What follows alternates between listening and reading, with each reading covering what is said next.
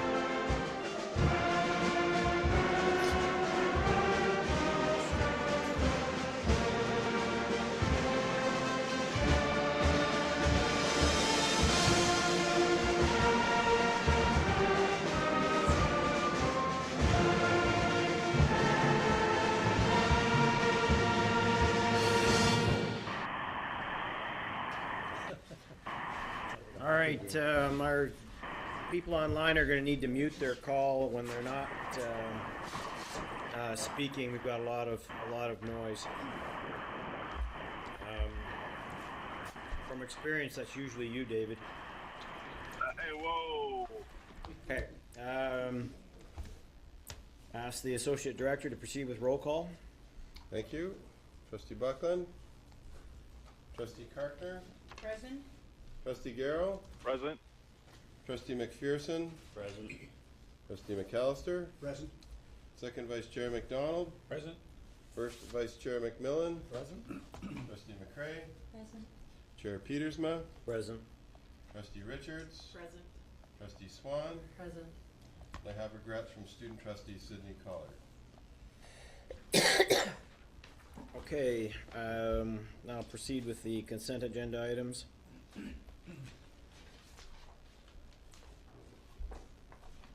Have a mover and seconder, please. Trustee McMillan, Trustee McDonald.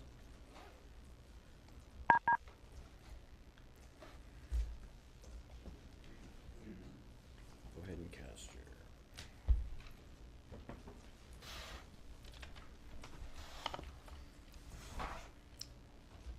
Okay, that passes. Trustee McAllister and Trustee Swan are. All right. You're good, we're good. That's fine. Any declarations of conflict of interest? I have a motion to move into committee of the whole. Trustee McMillan, seconded by Trustee Karkner.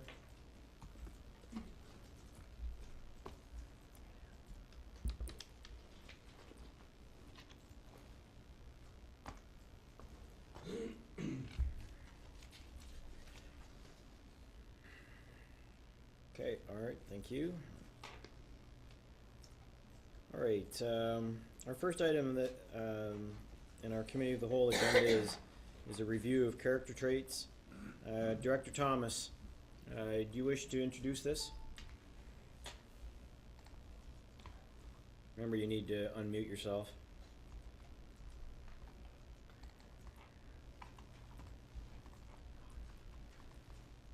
All right. Anybody else who would like to speak to this? Anybody? I need somebody. Is this Brenda? Brenda, well, welcome to the board table. Yes, Brenda, thank you. Thank you. I actually see your name here now. I look a little harder. Thank Oh, you. you have a team, too. Through you, Chair, I'd like to introduce two other members that were part of this committee. Stephanie Reddick, who's a teacher at Glengarry District High School who is on a year of leave right now, but was gracious enough to join us for this this venture, and also Amanda Nyman, who's the principal at Front of Young. So through you, Chair, what we did is we took an opportunity to explore where we've been and where we're going with the Character Always traits. The Character Always traits were first developed when the board began its journey on the crew strategic plan, and we felt that with the review of the Credo last year, it made sense for the character traits to be reviewed this year. And so what we did is, in your package, I believe that you have the process that we went through. So we held 3 different workshops in different locations of the board. We made sure that we included as many students as possible between the grades of 5 and 12. And we basically wanted to hear what they had to say. So from the east, there were 15 schools from the east that were represented, and 17 schools from the western regions of the board. We took a collaborative inquiry approach to this this exploration, and found that through using 2 prompts, we were able to dig into what students were wanting to say. So the first prompt that we used was, do you have a character-filled school? And the structure of this was that students were in groups between 3 to 6 students. They weren't with individuals that they knew previous to going to the workshops, which we thought might potentially be a challenge because we weren't really sure how open students would be with individuals that they didn't previously know. But what we found was that through this process, although they were only together for about an hour in total, they were quite revealing and quite open and trusting in the sharing of the information that they had the opportunity to voice. So we were quite pleased with that.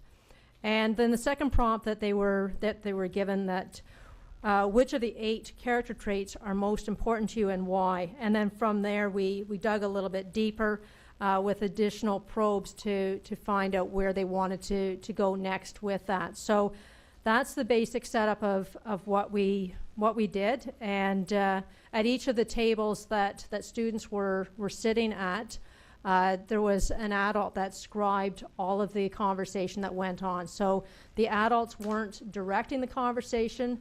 They were doing very much what they've been trained to do through the hub work, in listening to student voice and then recording that. And then our next step was to take what we heard and synthesize it, and that's why we're here today, to bring what our findings were to you. So I'm going to call upon Stephanie to speak with the next section.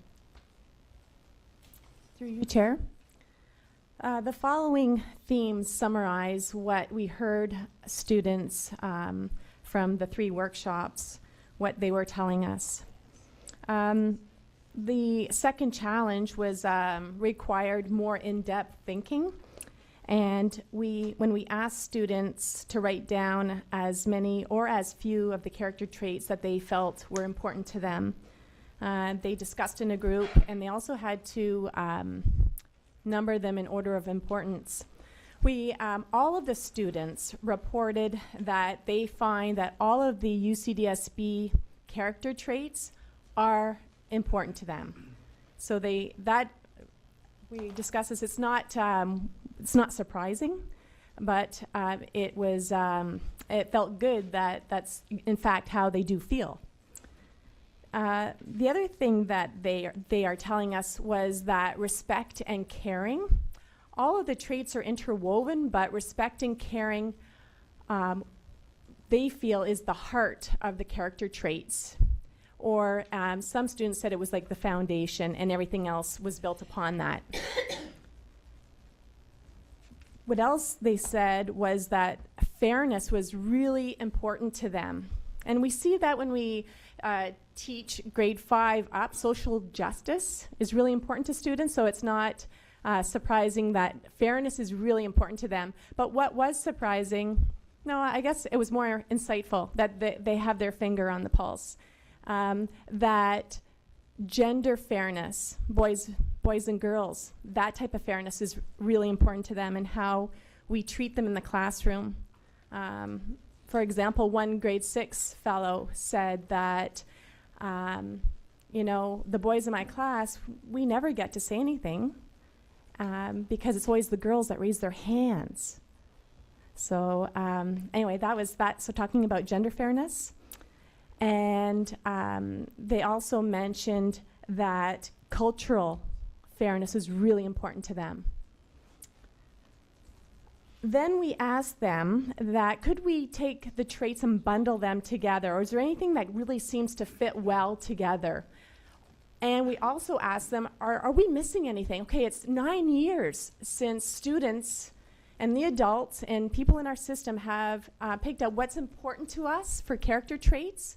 9 years later, is it any different? Are we missing anything? And the students said that responsibility could be linked with the word accountability. That was a character trait that they felt was important, but perhaps accountability could be part of the defining language of responsibility. They also said that respect, caring, empathy, honesty seemed to go together well, but that generosity was a trait that seemed to be missing as part of that package. Perseverance and resilience, they said that these two traits were difficult to define. We had to spend time with students clarifying the difference between resiliency and perseverance, and the students took time to discuss that, but they said that those two fit together very well. And the other thing that they mentioned, and I'll leave with that, is that they said that we are missing the wellness piece in our character traits. A character trait that deals with wellness. And so for example, when we say to someone, we need to be resilient. And in order to be resilient, you need to persevere. That's fine and well if you're a character-filled person and you're doing well. They said that for some students, if they're unwell, there's a piece missing. And they said you have to have a lot of courage in order to get to that resiliency stage, or in order to persevere, you need to have courage. And another student said, well, maybe it's not courage, maybe it's, you have to have hope or optimism as part of that in order to be well. And that's what I would like to just leave. Those are the findings that we found, and it was very insightful. It's a good process. So through you, Chair,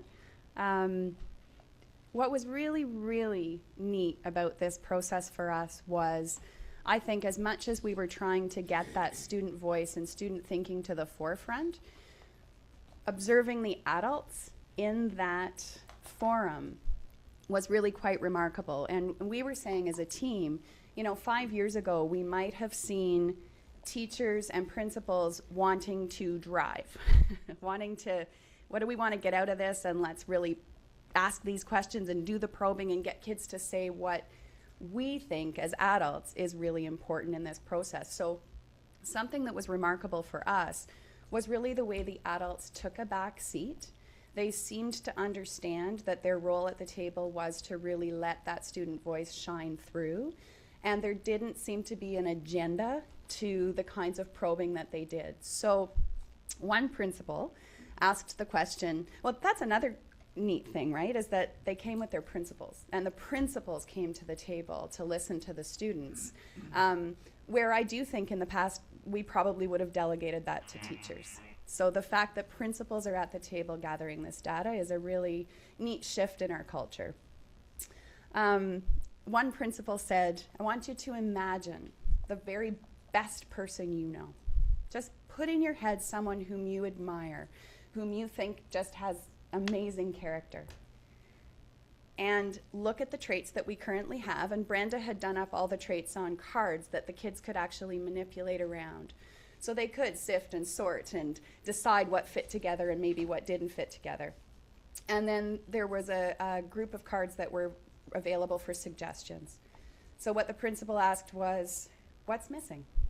Do these 8 character traits adequately describe someone who is character-filled?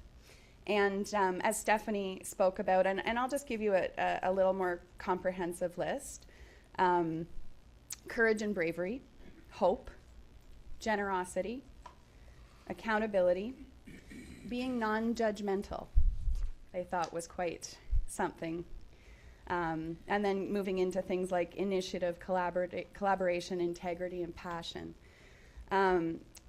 But a neat story, one of the students actually, and I'm sure that all of you will be familiar with him, Chance Spencer from South Grenville District High School, approached me.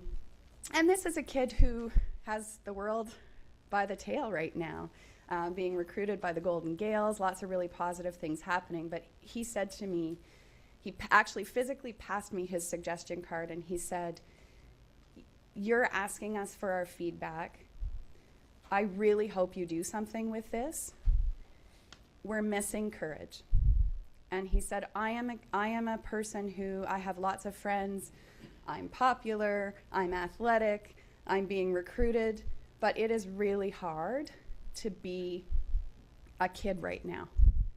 And so it takes courage to be a character-filled person and to make your character-filled choices really public. So that's where we stand at this point. I'm going to pass it back to Brenda to pass it to you. Through you, Chair. Our next step is to determine where do we go from here. In the package that was given to you, we had some thoughts, questions, and recommendations, and we're looking for your insight as to what we do next. We've asked our students for their perspective, and we've listened, and now we need to decide what do we do next. So there were 5 questions that were proposed through our thinking, but we certainly want to engage you in what your thoughts are at this point, so that we can make an appropriate decision as to where we go next. Okay. So, if I understand, then you're really asking us whether we'd like to add courage to this list. Is that what you're asking us?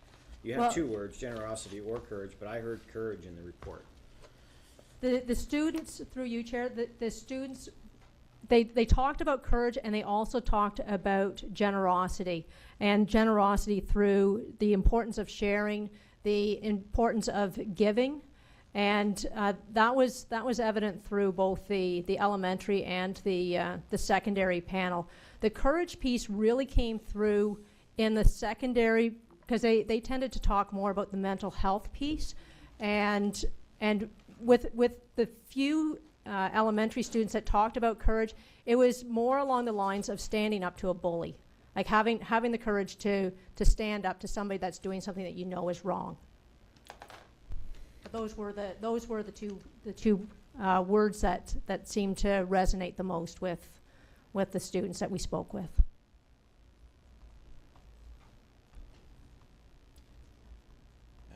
Trustees? Trustee McCrae? Thank you, Chair. I was wondering what their thoughts were on the inclusion piece of that. You know, I think you made brief, I remember reading about that in this report. What were the students' thoughts regarding that, the inclusive piece? Through you, Chair, when the students were having their discussions in their smaller groups, when they were bundling the different different traits. So they were actually manipulating the cards, and when they would be talking about fairness and how with fairness there comes respect and caring and so on, and that creates that element of inclusion. So basically, they see that as part of that bundle, falling under that bundle inclusion? Through you, Chair, yes. Okay. So is there an idea that, let's say we add the 2 words that are in the report. Is there a sort of an ideal number of words? Like, I guess, like in 20 years, do we have 40 words? So I wonder, is there some thought that, well, it's still okay, like adding 2 more is still not going to make a huge list? Or are you also thinking about words that may be removed? Through you, Chair, the students were given that opportunity also to discuss, are there things that need to be removed? And what they said was, no, in order for this to be a full package of what it is to be a character-filled person, that we need to have all of the ones that we have, but we need to understand what resilience and perseverance mean. So and then take a look at courage and generosity, or giving, or sharing. But I think what potentially the next step could be would be to really revisit some of the definitions, so that those definitions speak to the language that students are speaking now. Trustee Karkner. I tend to agree with the language portion of it and the meaning of it. At one place here, you've asked the question about do we put it into language that elementary students will understand and secondary adult language. I tend to agree with that concept, that the younger children probably need a simpler format of these words and their definitions, and that the older students can handle the more developed language patterns that we use to describe the different traits. I too believe that courage is very important and would like to see it added as another of the character traits, but we have to be cautious, as our chair has said, that we don't end up with 40 after 40 years or whatever. I think the student's voice is loud and clear, and they've asked that we do something with this, so I think we have to respect their input and really think about what we want to include in our character traits. Trustee McMillan. Thank you. Through you, Chair. I like the fact that the students have put respect and caring as the heart and soul of the entire situation. And I think the student that spoke out about students that are popular and students that have everything going for them, these traits are very easy to incorporate into their lifestyle. Students that struggle, or students who have a fixed mindset or self-efficacy, where they believe strongly that life is not overly fair sometimes, to add 2 more, generosity and courage, are 2 more things that are going to be very difficult for those students to be able to deal with and face, because right now they see the battle as an uphill struggle as it is. I have no problems with them being in there. My concern is always for those students that struggle every day, and in many cases through no fault of their own, and we're trying to build their character, and to be able to build a character in a student like that is much different than building character in a student who's heading off to Queens to play football for the Gales. I think we just have to be cautious, but I do like the fact that respect and caring is the heart and soul, because I think all of the qualities are there actually fit into those 2 words.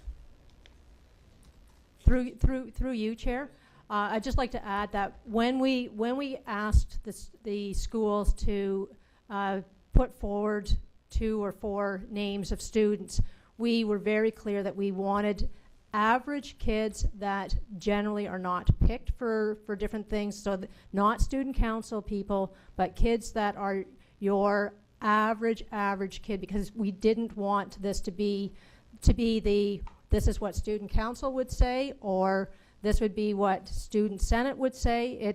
We were very, very specific about that. So you know, the fact that we had one student that, you know, a number of pieces have fallen into place for him since there, that was not, that would be the exception to the group that was there, because some of the stories that the students were telling, it was quite evident that they weren't individuals that are free of poverty or you know, exempt from hard times, because some of the things that the students were saying, it was quite evident that they know that generosity or that courage does not come from the endowment that you were born with.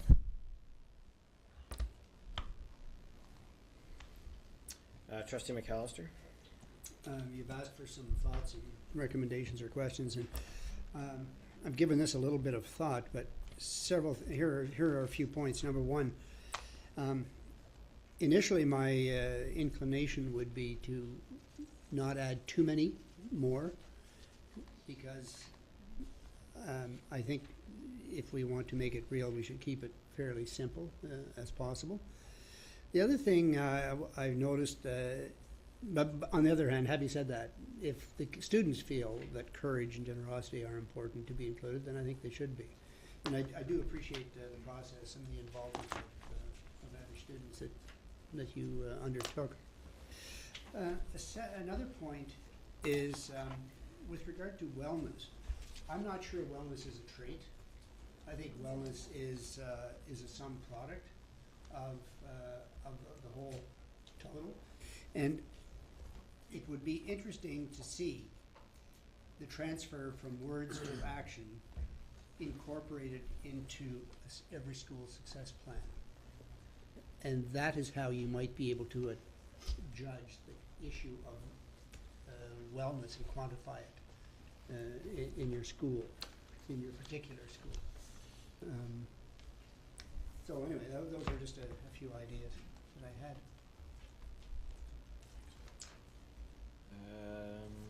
Trustee Swan? I'd really like to see courage added as well. I think that's an important one, especially if coming from the students. I know Chance, but I think from what I got from you is, here's a person that has everything going for him, and he still needs reinforcement to have that courage to go on and do. It's not easy being a kid, like he said. It's not easy being the most popular, and it's not easy being one that perceives themselves to be bullied. So I think that's an important word from the elementary panel all the way up to the secondary. I do have, I guess, I agree with Trustee Karkner in regards to the language, because I know my daughter is in grade 6, and for example, resilience and perseverance. We went through this, I think, last year. What's the difference? And I had a really hard time explaining it to her in language she understood, so maybe something there could be looked at just to make it maybe easier language, and then throw those into the secondary panel. Or I looked up synonyms on those words, and I mean elasticity, and then they're going to think, well, it's my term, Gumby or something, Gumby and Pokey, I'm thinking. But I just think if we could work on something, maybe take that out at that panel, and I don't know. But anyway, those are my thoughts. And inclusivity, I think, is one that, especially coming into the secondary panel, might be something. Now, that's not a trait, as Trustee McAllister said, but I think they named fairness as being an important one, so I think that would be something to look at as well. Trustee McPherson? Been hard to believe it's been 9 years that we've been staring at these posters on the wall. I remember when it was first launched, and at the time of its launch, there was a substantial amount of community involvement. There was actually a push on to kind of develop a partnership between the board and caring communities.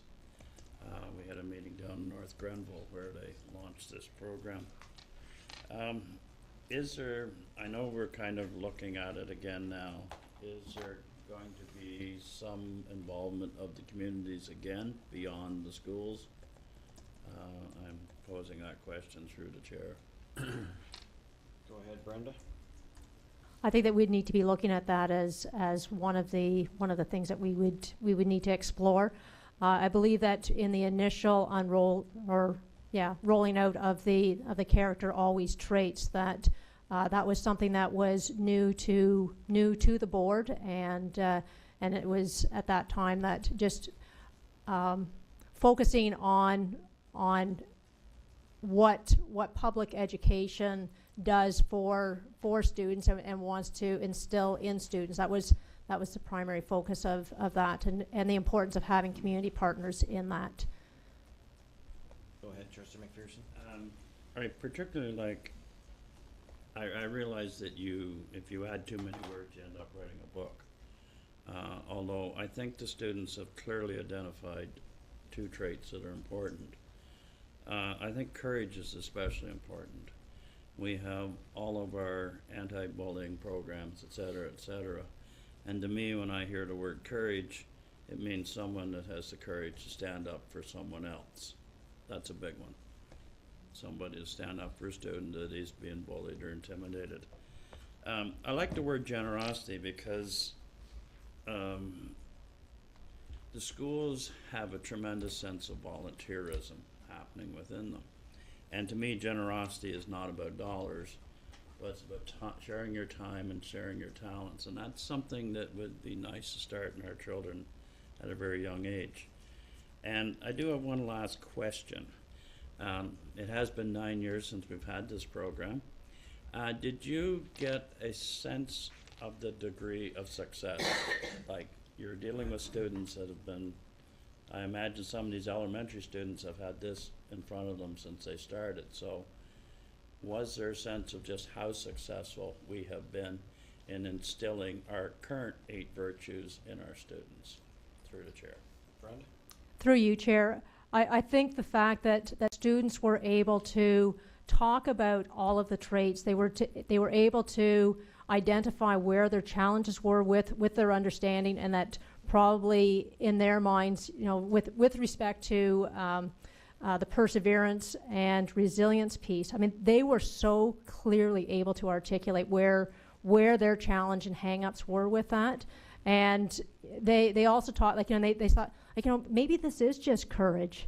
Yeah, and then they said, but we can't take any of them away, because if we were to take any of them away, it would mean that it's not important anymore. But it is important. So they were really cautious about changing the language also, which we thought was really interesting, because some of them were saying that, well, we could bundle 5 of these together. And that's where it goes back to that, caring has so many elements to it, and respect has so many elements to it. But if we were to take one away, then that would mean that it's no longer important, which isn't the message that they as students wanted to be dealing with. Trustee Karkner? Just a comment about this working in our elementary schools. From K to 6, I think the teachers are doing an excellent job, and there is recognition for students in most of the schools with assemblies once a month. And they pick one of the traits and they work on that trait all month, and then pick the students that have just demonstrated it well in each of the grades. And I noticed in some of these assemblies that I've attended that they're not picking the top-notch students for this little award that they're getting.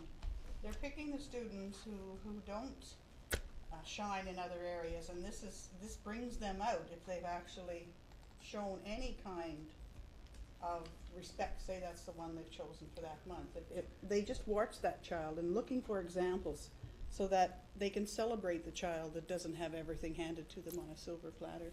And I think that builds self-image in these children. So I think there's all kinds of things that are working. Secondary, I don't know just quite how I haven't seen too much of it when I'm in the schools. The traits are there, but I don't see them celebrating it as much as we do in the elementary level. So it was interesting to also, Chair, if I may, one other point that they said many students were saying that voiced that these were areas that staff need to improve in modeling in a consistent and equitable manner. I thought that was an interesting comment that was made in a couple of the areas that they're judging the people around them, the adults, and that's good stuff. They, you know, I hope that people are listening.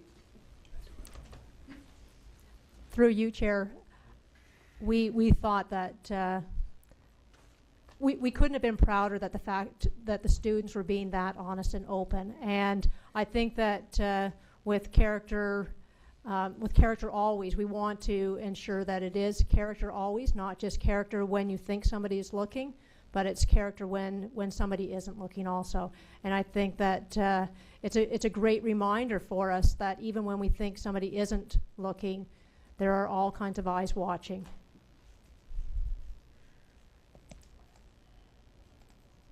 Director, are you there? Go ahead, Trustee. Yes. Okay, I'm go ahead. unmuted. First of all, can I respond now? Yeah. What? And also, could you just give us an indication? Would you like us to act on the first recommendation? So if you can conclude that in your comments. Floor is yours. Thank you very much. It's very difficult being muted. I really think that the ladies have done a really good job with that.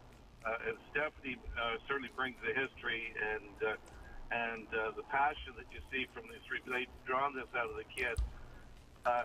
Carol Cartner said something quite interesting, that is this showing up in the secondary and how it's being done? And Stephanie could perhaps answer this question better than myself, is that we spent a great deal of time writing a curriculum that would be available for our teachers at a teachable moment, and this curriculum is really second to none. And I think we should blow the dust off it and remind people that really at the heart of this program is care and respect, and that what we're looking for in our Linked Career program is a very similar thing from all of our kids, that our teachers model it, our senior students model it, and our younger kids get it. I agree with Carol. I think that we are really benefiting from these assemblies where we're actually spending time teaching the characteristics.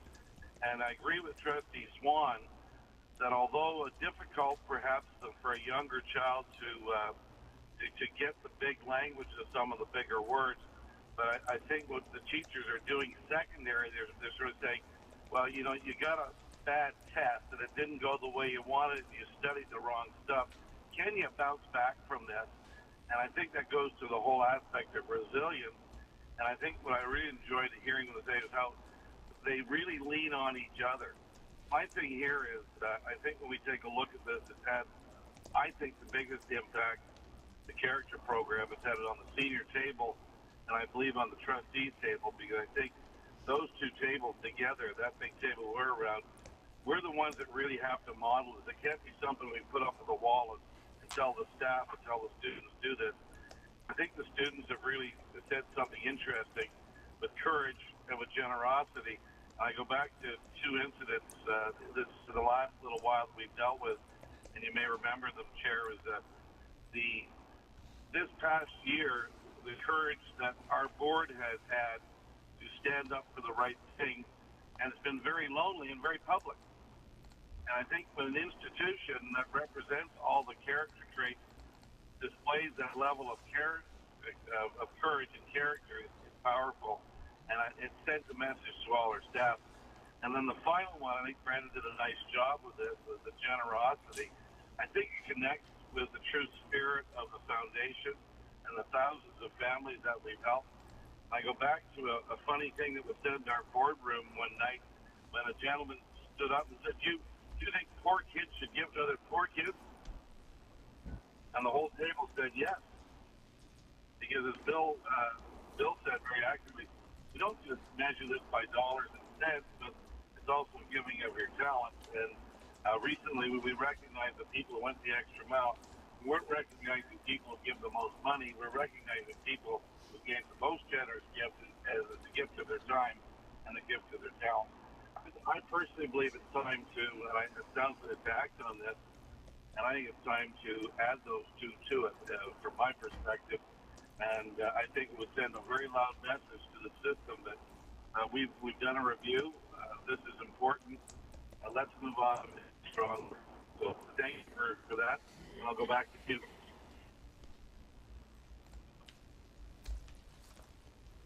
Okay. So, what are we gonna do? Go ahead, Trustee McAllister. I think the consensus is that those two words, those two traits should be added.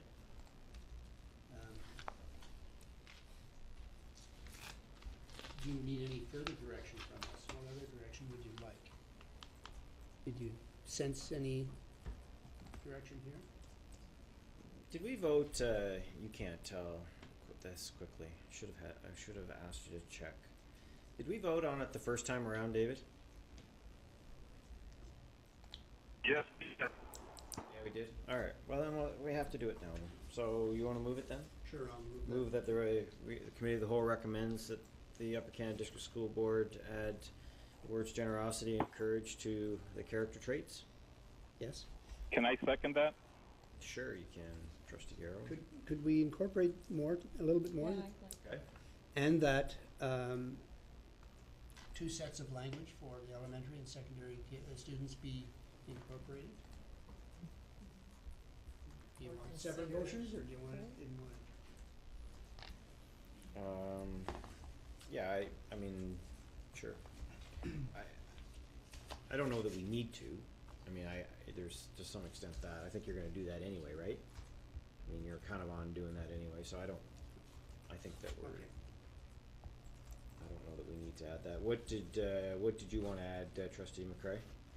I was just gonna say, give them leeway, for example, consideration be given, regarding the general wording for the different panels, that's all. Yeah, we're just gonna approve the words. That's fine. That's it. Good. They'll do the rest of it. I think that's what we did the last time, right? We just approved the words, David?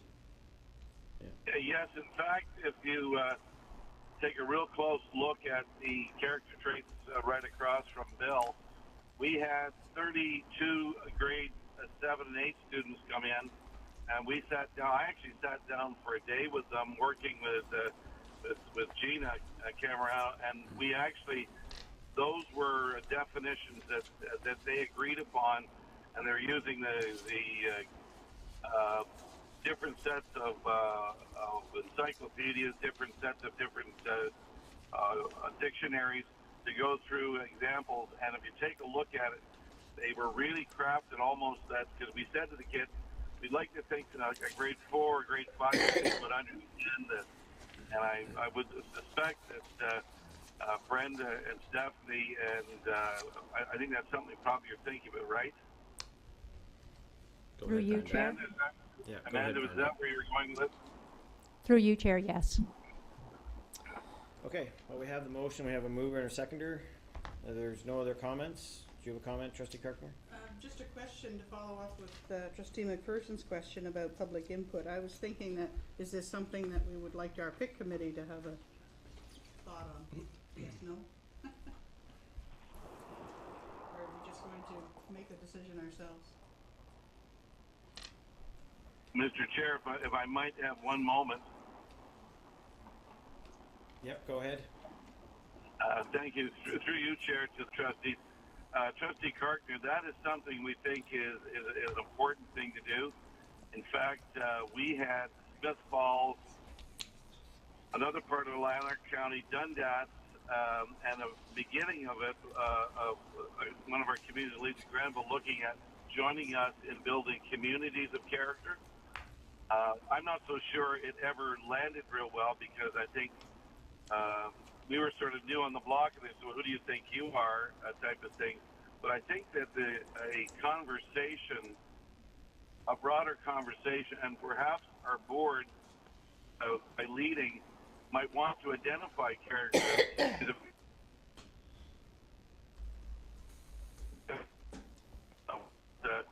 A character is in our community. So it may be something that you want to take a look at. Well, I think we have to decide whether we want to Yeah, send it I on agree. to somewhere else. I mean, I guess, are we gonna have any additional value? Are we satisfied with the prep work that's been done and the reasoning?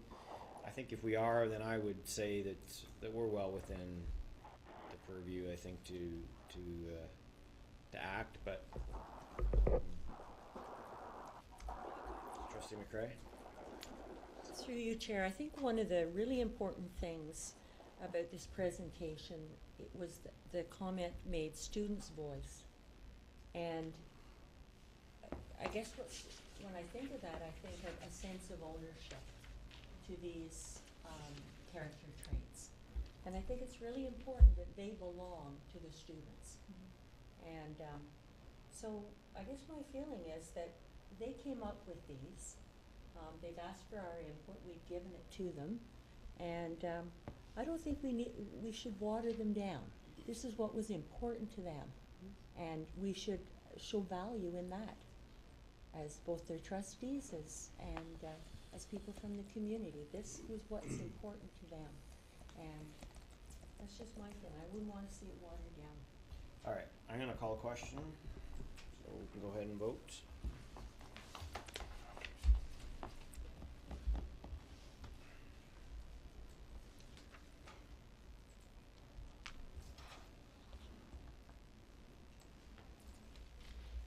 Okay, all in favor but one, Trustee McDonald, so that passes. So that'll come to the board next board meeting, yeah.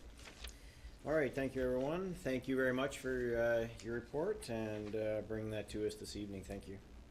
Thank you. All right. Parent messaging system is our next item. Mr. Hobbs, what would you like to tell us about this evening? Thank you, Mr. Chair. First, I'd like to take the opportunity to introduce to you a couple of my IT staff members, Jim Guerin and Julie Robertson, who are at the back. They came to study the governance process at the Upper Canada District School Board and are here to also be a technical resource for me. They'll tell me all the things I said that was absolutely wrong tomorrow morning. It's my pleasure to come to you to bring you an update on the parent messaging system. You'll recall last year in response to some things that I think have happened in our own system, trustees identified a need for us to be able to communicate en masse with parents at very short notice and targeting parents by providing them messages in a way that's tailored towards their preference. So some parents prefer to receive email, some parents prefer to receive a phone call, some would like to have a text message. And that was something that trustees, and I'm not sure whether you, forgive me, I'm not sure whether you identified this as a priority and put a motion forward that you wanted this, or just identified it as a priority. Nonetheless, we've been working on this project since about June of 2012. The first the period of time we spent working on just sort of doing some research on what was out there, some strategies that we could potentially take. When we look at these kinds of projects, we spend a fair amount of time looking at, usually what happens is when we put something in place, people like it for a little while and then immediately think of 10 new ideas that we could extend or elaborate on the project. So we tend to try and anticipate what those are, ways that people could elaborate. And then coming up with a strategy and going to procurement for a partner that could help us build out some of the pieces. And when we got started and distilled down what the requirements were going to be in general, we had 4 major requirements. The first one obviously is a broadcast requirement, so the opportunity for a school or even a classroom teacher or even at the board level to be able to broadcast messages out to subsets of parents, all the way from potentially board-wide to family of schools, down to the school, potentially down to the classroom, and via a variety of means. So text message, phone, email as an example. The second requirement that I think is a little bit of a added wrinkle is we wanted parents to have an opportunity to declare their preference for how they would want to receive certain types of messages. So really what this means is self-service. So some means by which parents can interact with the board, state what their preferences are, update their information as required, change their preferences on their own and at their own convenience. A couple of other requirements emerged as we studied this. And one of the things that we became concerned about was, as an example, having a standalone system where parents were putting their phone numbers in, their favorite phone numbers in, and having that disconnected from a system like PowerSchool that our office administrators and principals use as a source of contact information. So, as an example, you wouldn't want Chair Petersma going and updating his phone number in one system, and then that phone number never gets updated in the system that the office staff are using to call out, right? So we needed to be able to make sure that all the systems that we're using as references for phone numbers were being synchronized together. And then the last thing that we sort of established, and this came about as a result of speaking with other departments and what their aspirations were for also rolling out parent-centric web systems. So in the last year, we've started rolling out an online booking system for community use. There's been some talk in our finance department about rolling out an e-commerce system whereby parents might be able to pay for school-related things like trips and hot dogs and those kinds of things online.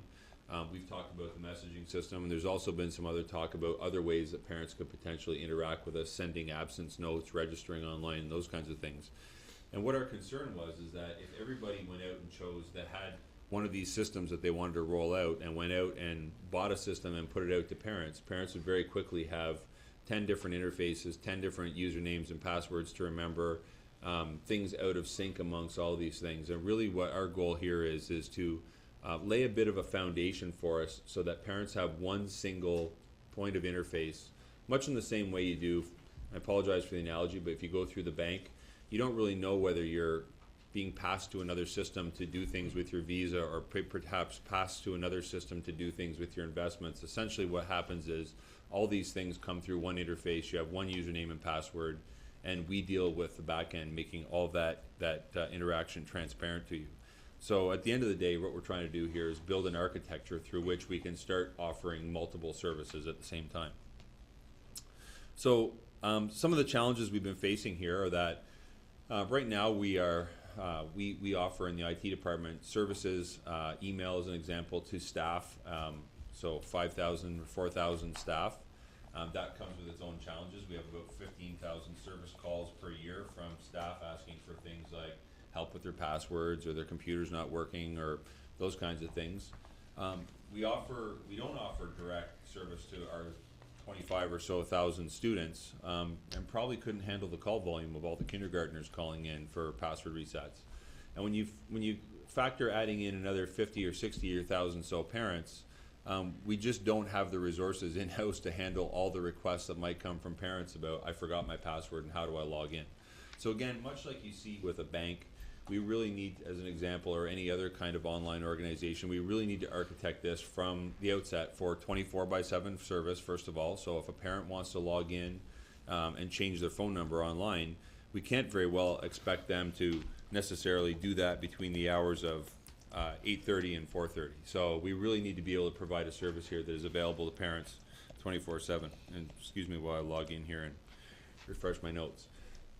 The second thing that we have to do then is, if we're going to be 24/7 and I don't have staff on site for 24/7, we really need to make sure that we set things up so there's minimal downtime, so that most things can be accomplished through self-service. We try to avoid adding extensively to our on-site technical footprint, so not a lot of servers and those kinds of things that we have to worry about maintaining. We want to ensure parents have a great experience when they log in, it's smooth and it makes sense to them. And we want to really, one of the big challenges that keeps us awake at night is privacy. And so one of the challenges that you have is that we have right now relatively poor parent data, and we want to make sure that whenever we send out a message, sometimes we're going to be sending out messages that are going to be in response to an emergency, or going to be in response to potentially a late bus, or these kinds of things. You want to make sure that when you send a parent a message, you're making sure that it gets to the parent that you're expecting it to go to, and you know that the student you're referring to is a match with the parent. And that is something that is more challenging from a data perspective than just going ahead and plugging something in.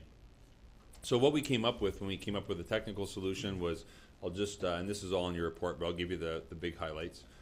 The first piece of it, excuse me, is what we call the family portal. So this will represent the web-based interface that parents will use. And the way we're building this out is so that when we decide we want to add something on, like e-registration or a safe arrival service, so parents get a message when their kids arrive safely to school on the bus, or we want to add an e-commerce solution in place, we can all push, even if we go out and buy something separate from another provider, we can push this service through the portal so that parents only see one interface with the Upper Canada District School Board. So ideally, really heavily integrated.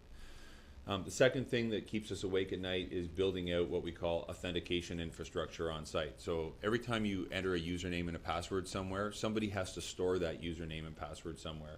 And that means servers that could potentially break, network connections that could potentially break, things that we need to maintain on site and secure on site. So what we're going to be using is actually third-party authentication. So parents will essentially, rather than us maintaining usernames and passwords for parents will be able to use their Facebook login credentials, Twitter login credentials, Google, Microsoft, and use that as an authentication mechanism. And that gets us out of the business of having all that infrastructure on site. The third piece of this is the messaging service. So once we decide that we need to send a message out, there needs to be an interface by which a principal can go type in a message into a screen, and that will go out and look through the list of parents you're sending this to. The parents that want it via text message, this thing has to route the message to an SMS gateway, so it'll push it out as a text message. Other parents who want a voicemail message or a phone call, I need to have some text-to-speech functionality and something that'll make a phone call and speak the message out. And I also need to route it to an email system. Right now we have 17 schools that are licensed up for some flavor of Voice, which is one of the leading messaging systems, at least in the province. As it happens, we're moving to PowerSchool now for our student information system, and we have to upgrade those schools' connections to Voice anyway in the fall in order to keep them working. So what we're going to do is do that first.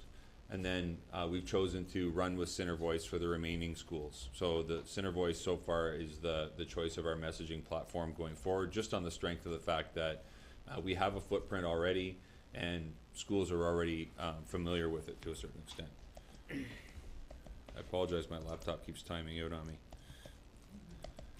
And I forget my password. A profile setting that some security I just person want to set?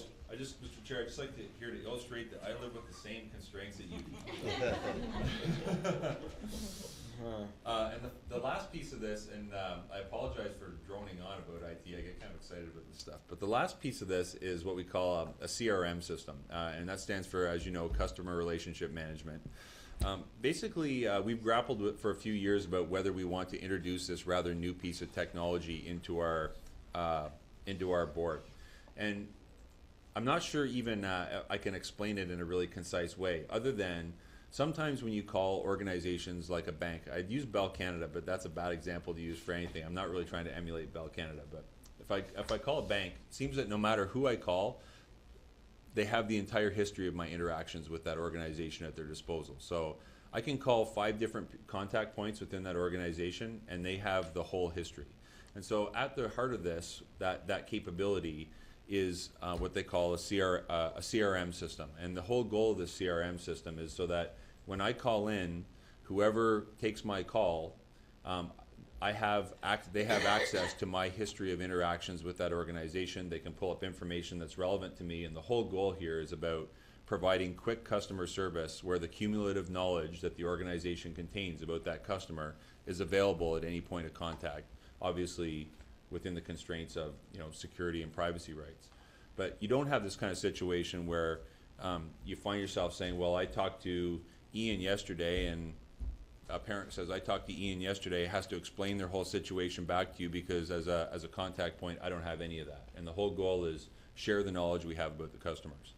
So for now, the CRM system, all it's going to do for us is maintain the information about the relationships between parents and their kids. And right now, believe it or not, we don't have very good data on the relationships between parents and their kids as family units. Over time, however, I think there's a great deal of possibility with respect to how we use this CRM, so that we are in a position where the contact points that have interactions with parents have a much better sense immediately and quickly of what the contact history is with parents. And to me, I think there's enormous potential there in streamlining service, providing a better experience, and providing more informed kind of intelligence to parents when they call up and they're trying to resolve a particular problem. So that's the fourth piece of the pie, and there's a couple more, but I won't get into that. So down to the meat of this thing, scope, time, and cost. So the schedule here essentially is that for the last few months, since January, we've been working with a company called Infusion out of Toronto. They have offices all over the world, actually, in first of all, laying out our requirements, what we want to accomplish, and then designing all the functionality and business processes that are going to go along with this. So that will be wrapped up in July. So essentially what we'll have is, if you think about this like kind of like the analogy of building a school, is that I will have all the construction drawings and we'll be ready to start building this thing by the end of July.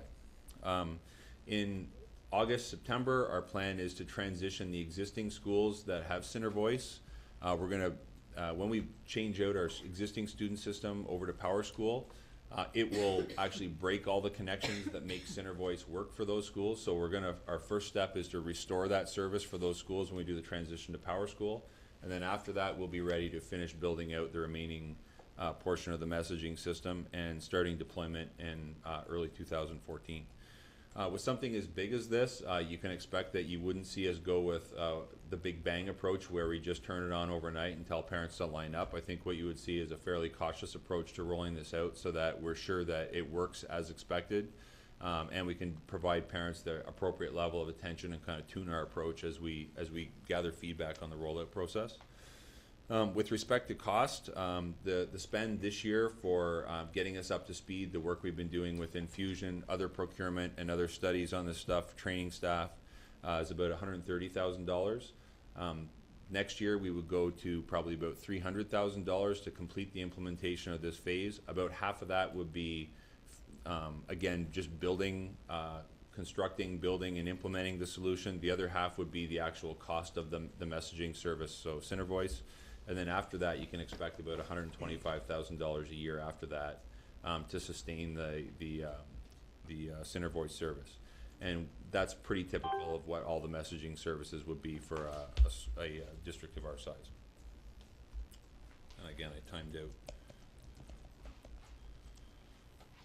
So the future, I think what gets really interesting is the future, and as I indicated, some of the things that we could potentially snap into place fairly quickly after this are things like the Safe Arrival module, which comes with Center Voice. So it will allow parents to get a text message if they want when their kids arrive at school. That's another module.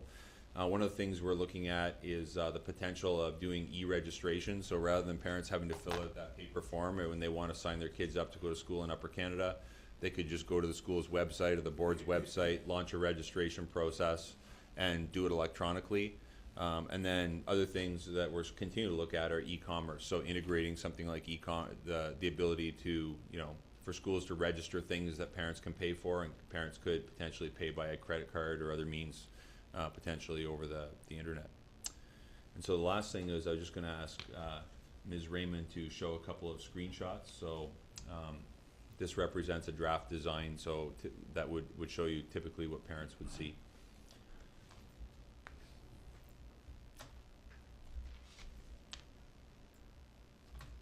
You just might need to zoom out a little, Lisa. Okay.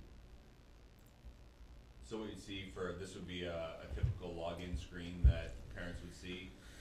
They would come in and indicate their preference of how they would want to log in or what credentials they would want to use, and then after that it would be a matter of logging in with their credential of choice.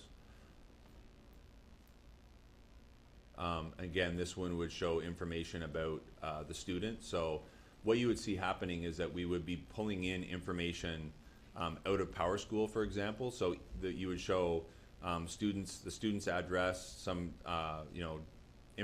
personal information about the student. The parent necessarily wouldn't be able to change that through the portal at this stage of the game, but it would just show them, some of that data on the student, bus route, those kinds of things.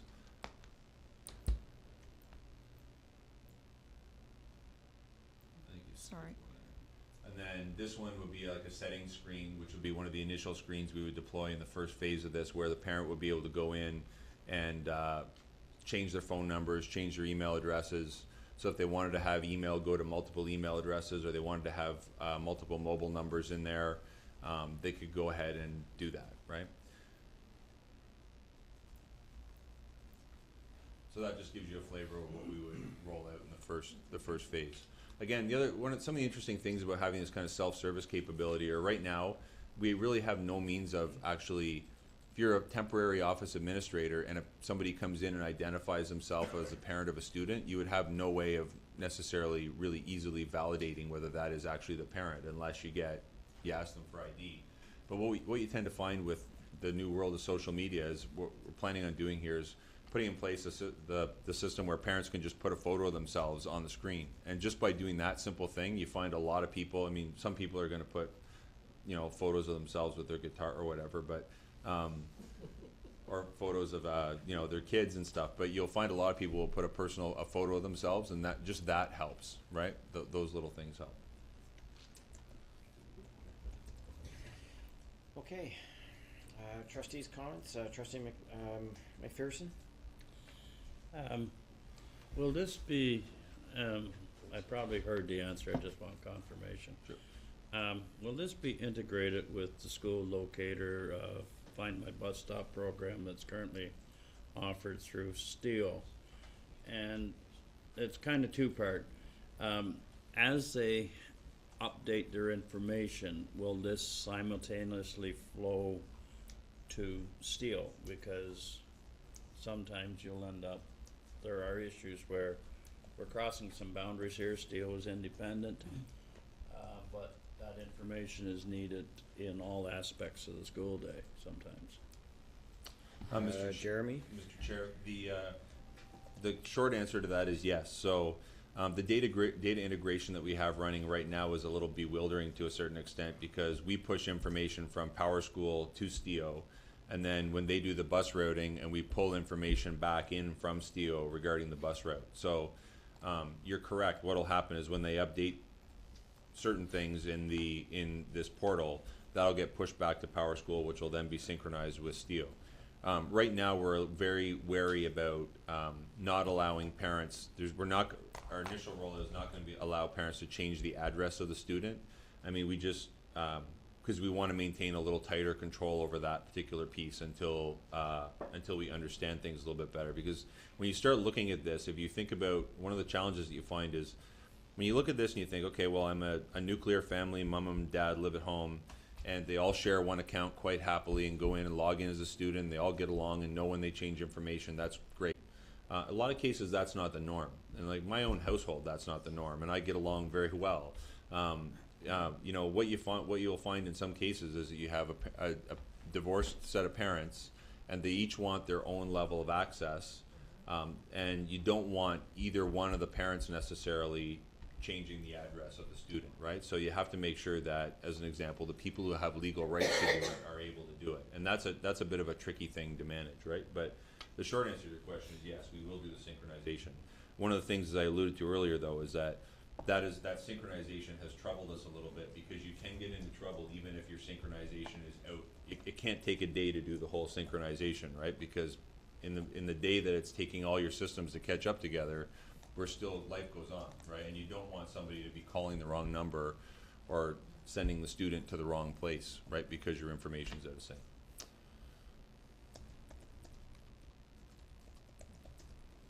Trustee McDonald? Oh, just 1 second. Lisa, can you pull up the, just wanted to review with the trustees what we asked of administration. What's the date on this? This was February 8th, 2012. Okay, so February 8th, 2012. Trustees directed administration to investigate potential service providers that could support board-wide communication system. This information is to be brought back to committee of the whole in April 2012. So we're a little late, but there might have been an update there that we're forgetting. But nonetheless, that's where we started with. Trustee McDonald? Thank you. Just a couple of quick questions. Family portal. This will allow the messaging, piece to go out to parents is it, will it have the capabilities of having messaging between teacher and parent, or a repository for messages for, you know, Mrs. Smith to send messages to her parents in her class? And let me preface it by saying, Calgary Board of Education has something that they call home logic. Teachers' desire to learn is for students, home logic is for parents. Teachers can put information in, parents can go in and see what's due for homework. I can see all my kids' marks. I can see whether something was handed in, not handed in. Do we have that capability, or is that something that we can look at on the horizon? Jeremy? Mr. Chair, that is actually, that won't be the capability that's delivered in the first phase of this, but that's certainly, we've been actually looking extensively with firms like PowerSchool, Blackboard, other firms like that have that kind of capability where you start getting from beyond the broadcast messaging system to sort of the day-to-day, you know, the parents have a view of what's going on in the classroom. And actually Desire to Learn is working on something like that as well. So we've got a fairly big Desire to Learn footprint. But again, the goal is with this thing is, you know, measure twice, cut once. So architect in a way that when I pick a product, I'm not sending parents off somewhere else. I'm pushing it through here, right? So, yep, for sure. Follow-up? Yep, go ahead, Trustee On McDonald. the CRM tool, who would have access to that? Jeremy? Mr. Chair, the actually right now, and I'm trying to remember, Julie or Jim could give me a more precise number, but as it stands right now, the license to access the actual CRM tool itself will be fairly restricted. So it'll be, you know, principals, vice principals, administration. Now that being said, just to give you a little bit of a high-level view of how this works, the family portal is the means by which parents go in and set their communication preferences, right? Center Voice itself offers its own portal where staff will be able to go in, and that's where they go in to compose and send messages, right? So in theory, we can have as many people access that as we want, right? It's really limited by our security restrictions, right? But right now, the CRM is kind of you know, it's probably a little too heavyweight for the average teacher to need to be able to be in there, right? So we're kind of trying to focus our resources on kind of the way people tend to use them and not give you a bigger, heavier tool than you need to do the job. I'm watching, and if I see head shakes, I'll stop you. But Really? so far, you're getting a lot of nods. They so give me the it's- head shakes. So far, you're getting nods. Yeah, You can't see when they're. Yeah. I pay for it later if I get it wrong. Let's hope so. Trustee McDonald? So now just going through on the last part you had on Center Voice, you said there were a number of schools that had Center Voice currently. So my assumption is that that's being paid out of the school budget. With this project, that would now be part of a centralized budget? Mr. Chair, for the short term, it'll continue to be handled by the school budget. We haven't really talked about how we'll handle the wider piece of it. Like right now, the schools are a bit all over the place in terms of their licensing. They're not all up to date. Not all the high schools have it. And to be honest, my daughter's at a high school, and I have yet to receive one Center Voice message from them. So I'm not sure they're even using it.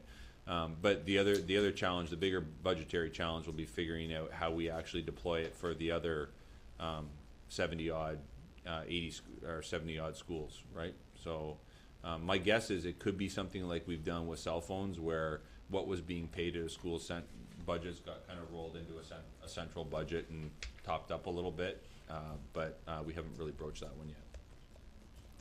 Okay, one final. So this one is the tough one. Yeah. No, not really. From the standpoint, when I recall your budget presentation, you indicated to us that I believe IT had a 40% reduction in project expenditures. How do you anticipate paying for this within that budget, and what are the risks associated to implementing this according to your timeline? Mr. Chair, that's a good question. To be completely honest with you, I think as it stands right now, the IT budget we're looking at for next year, we have about $470,000 available for sort of all the projects that we do. So that would, like classroom-related stuff, just infrastructure maintenance, those kinds of things. So, you know, one of the challenges, if I take it out of that, we don't pretty much do anything else. So that's going to be definitely a challenge. Because it's early on in the budget process, I'm kind of hoping we can, you know, work and find the sort of loose change under the couch cushions and that kind of thing. But it's really, I mean, it's going to be challenging, right?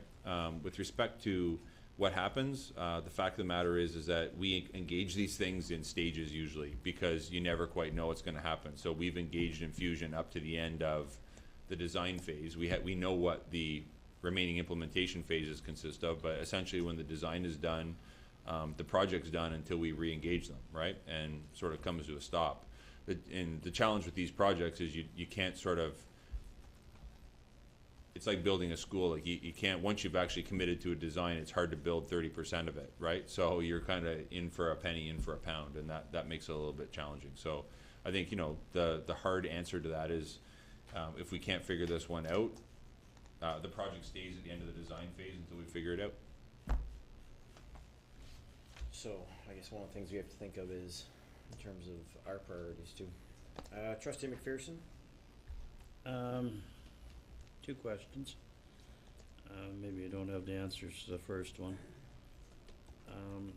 Sometimes in extreme cases, we are served with, I remember one time being served with a court order prohibiting one-parent access to the children. Is this going to give us a window of opportunity that this kind of a situation becomes instantaneously available to somebody on that student profile? That somebody walks in to pick up a kid at school, you don't have to go over to the drawer and pull out a copy of a court order. Will they have that information? Will that be part of? Mr. Chair, no, this won't accomplish that. It really, so what we've tried to do here is, that would be really more fall into the realm of more of like a messaging or notification system for staff. But however, I think you probably hit on this, the potential of this CRM system underneath is that if I can aggregate all the information or as much of the information as I've got on a given customer, then that's where it would go in the CRM system, right? So the real challenge is I have to provide an interface to get it to the CRM system and then a way to show it to people. The nice thing about the way we've architected this is, as you indicated, is this sort of easy thing off the cuff that companies come and tell you to do is, well, you just create an account per family, and that's great. Like I said, if it's a nuclear family and everyone is getting along. However, sometimes you find, 3 or 4 or 5 people that are sort of filling a role as parent and want to have a view into the data. So the way we manage the privacy issue, if I can maybe take it from another angle, is that every single person who has a view into a student or can receive messages about a student has their own individual account, which we can shut off at the school at any given time. All the way down to the point where we're actually automating in a system by which when a student turns 18, they have to grant permission back to the parent to continue to have access, right? So we really are taking the privacy concerns very, very seriously here and trying to, do something that doesn't create errors and doesn't create a lot of difficult situations for families. Second question. Go ahead, Trustee McPherson. Will this supplement or enhance our current safe arrival program? Yes. Actually, initially so there'll be kind of 2 phases here. So the first phase, you'll have this broadcast messaging system. So in the event, as an example, that I was watching my Twitter feed a few weeks ago, and South Branch, evidently, elementary, had a field trip to Carleton University, and one of the teachers on the bus was issuing Twitter updates at 20-minute intervals about when the bus left and those kinds of things. And, that's great for Twitter, but if you have something that you want to send a little bit more privately and you want to make sure that it just goes to the parents of the kids in the school, then you have this access to this kind of tool. So you could say the buses are running late, as an example, and you're sure that not everyone in the world is going to be able to pick that up. I don't, for example, I wouldn't necessarily want the world to know that my daughter is sitting at school waiting for somebody to come and pick her up. That's maybe something I wouldn't necessarily want. And then in phase 2, Voice particularly has what they call a safe arrival module, where you can integrate with a transportation provider, and when the kids arrive at school or they get marked present in the student information system, it'll automatically trigger a text message off to the parent to say your son or daughter arrived. So yeah, that's explicitly addressed. Good.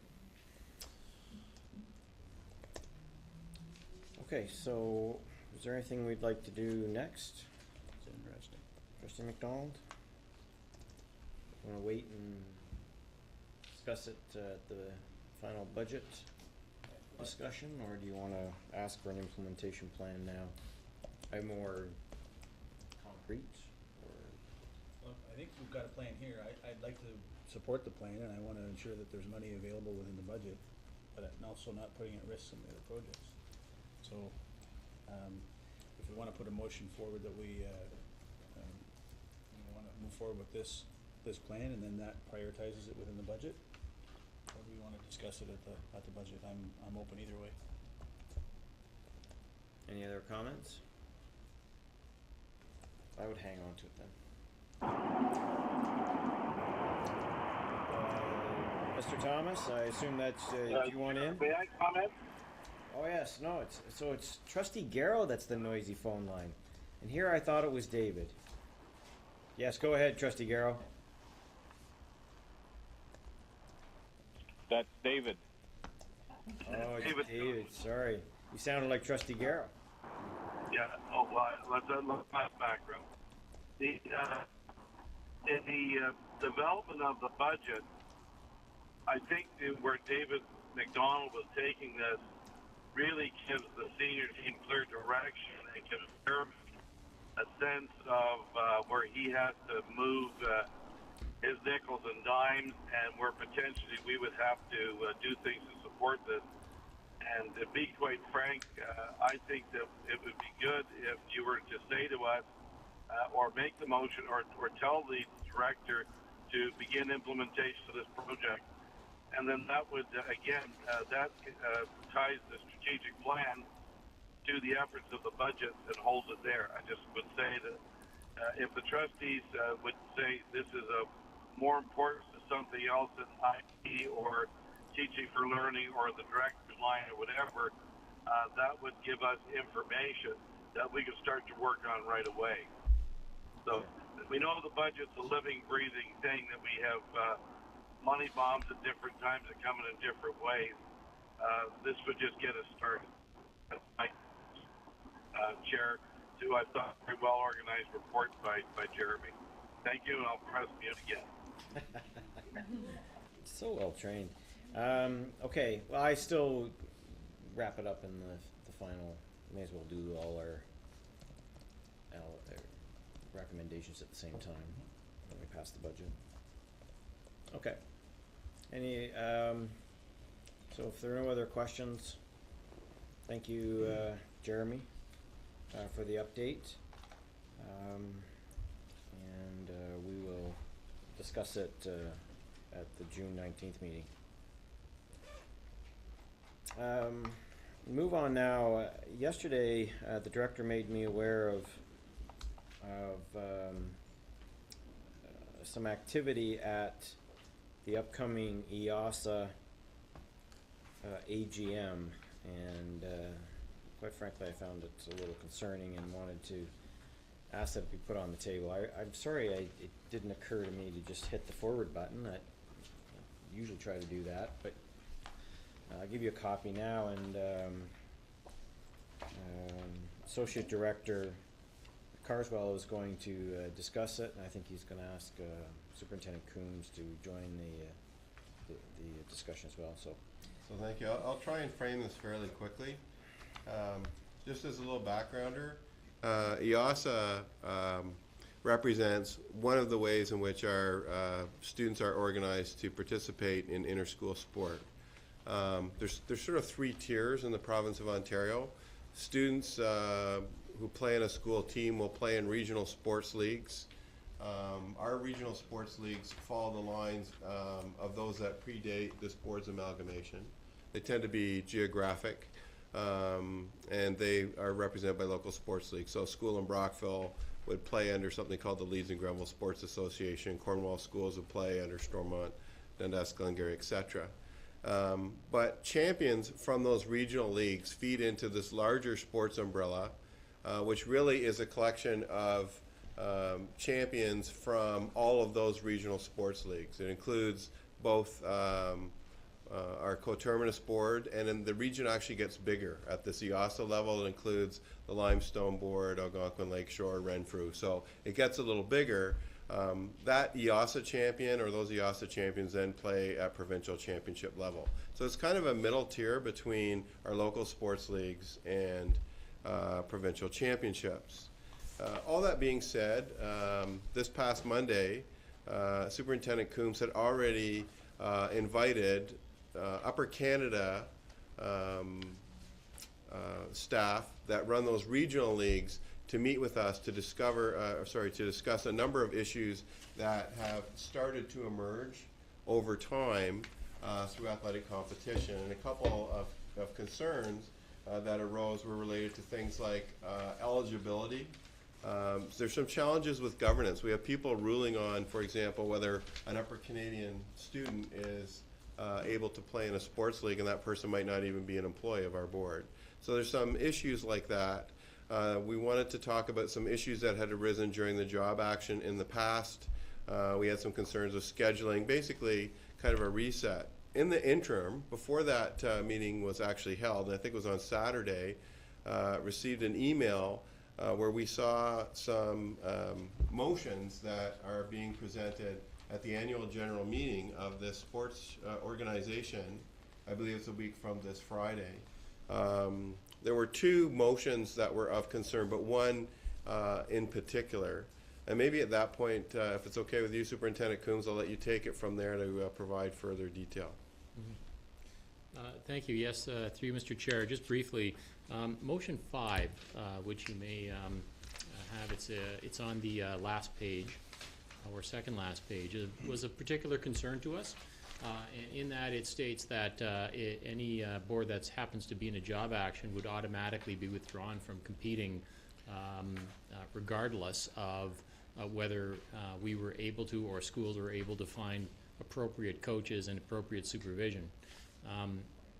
This to us became was certainly a red flag, because in the past job action we were actually able to run many of our sports teams and participate in many OFSA qualifying championships with volunteer coaches, with principal coaches, with an EA, for example, who might be a particularly good coach, and many of our schools still had full participation.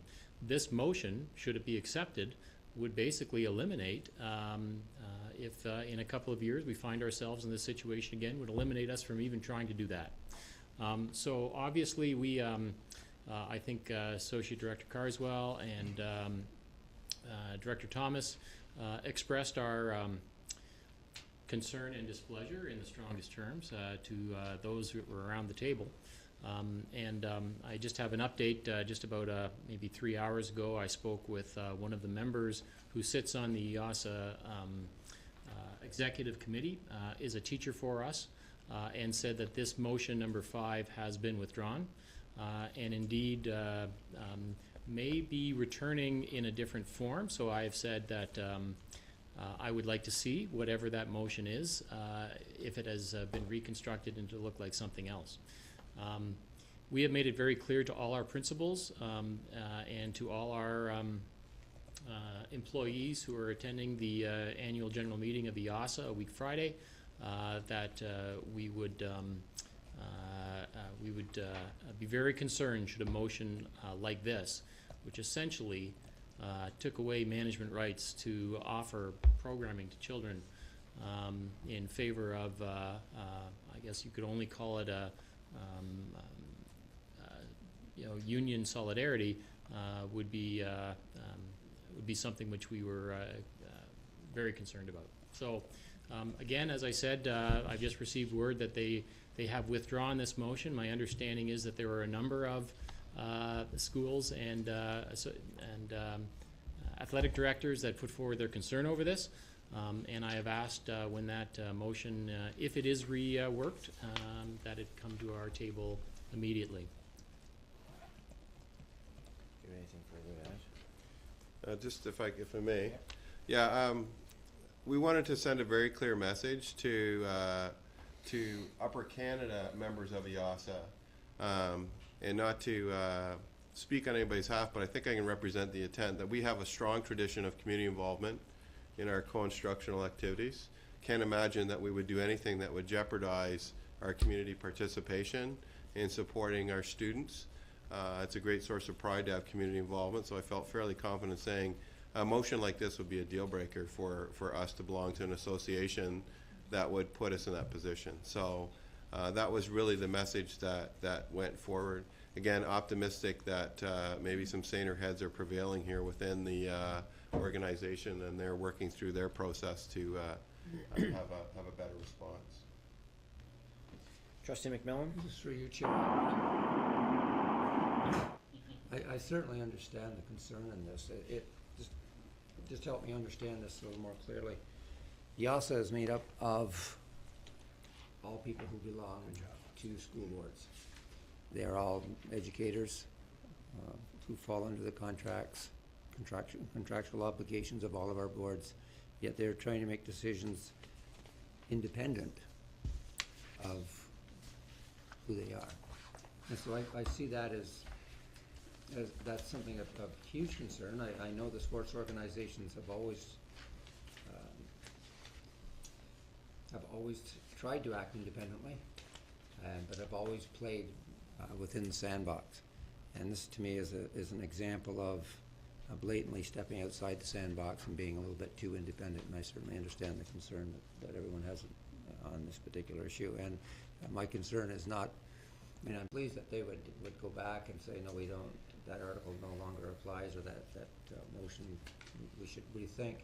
My concern is the format's going to come back in at the second attempt, because obviously there's a lot more behind this than just the motion. And so my 2 cents for what it's worth is no attempt to rewrite it. This motion is acceptable. Trustee McPherson? Just a point of clarification on... I'll come to you in a second, Director Thomas. Go ahead, Trustee McPherson.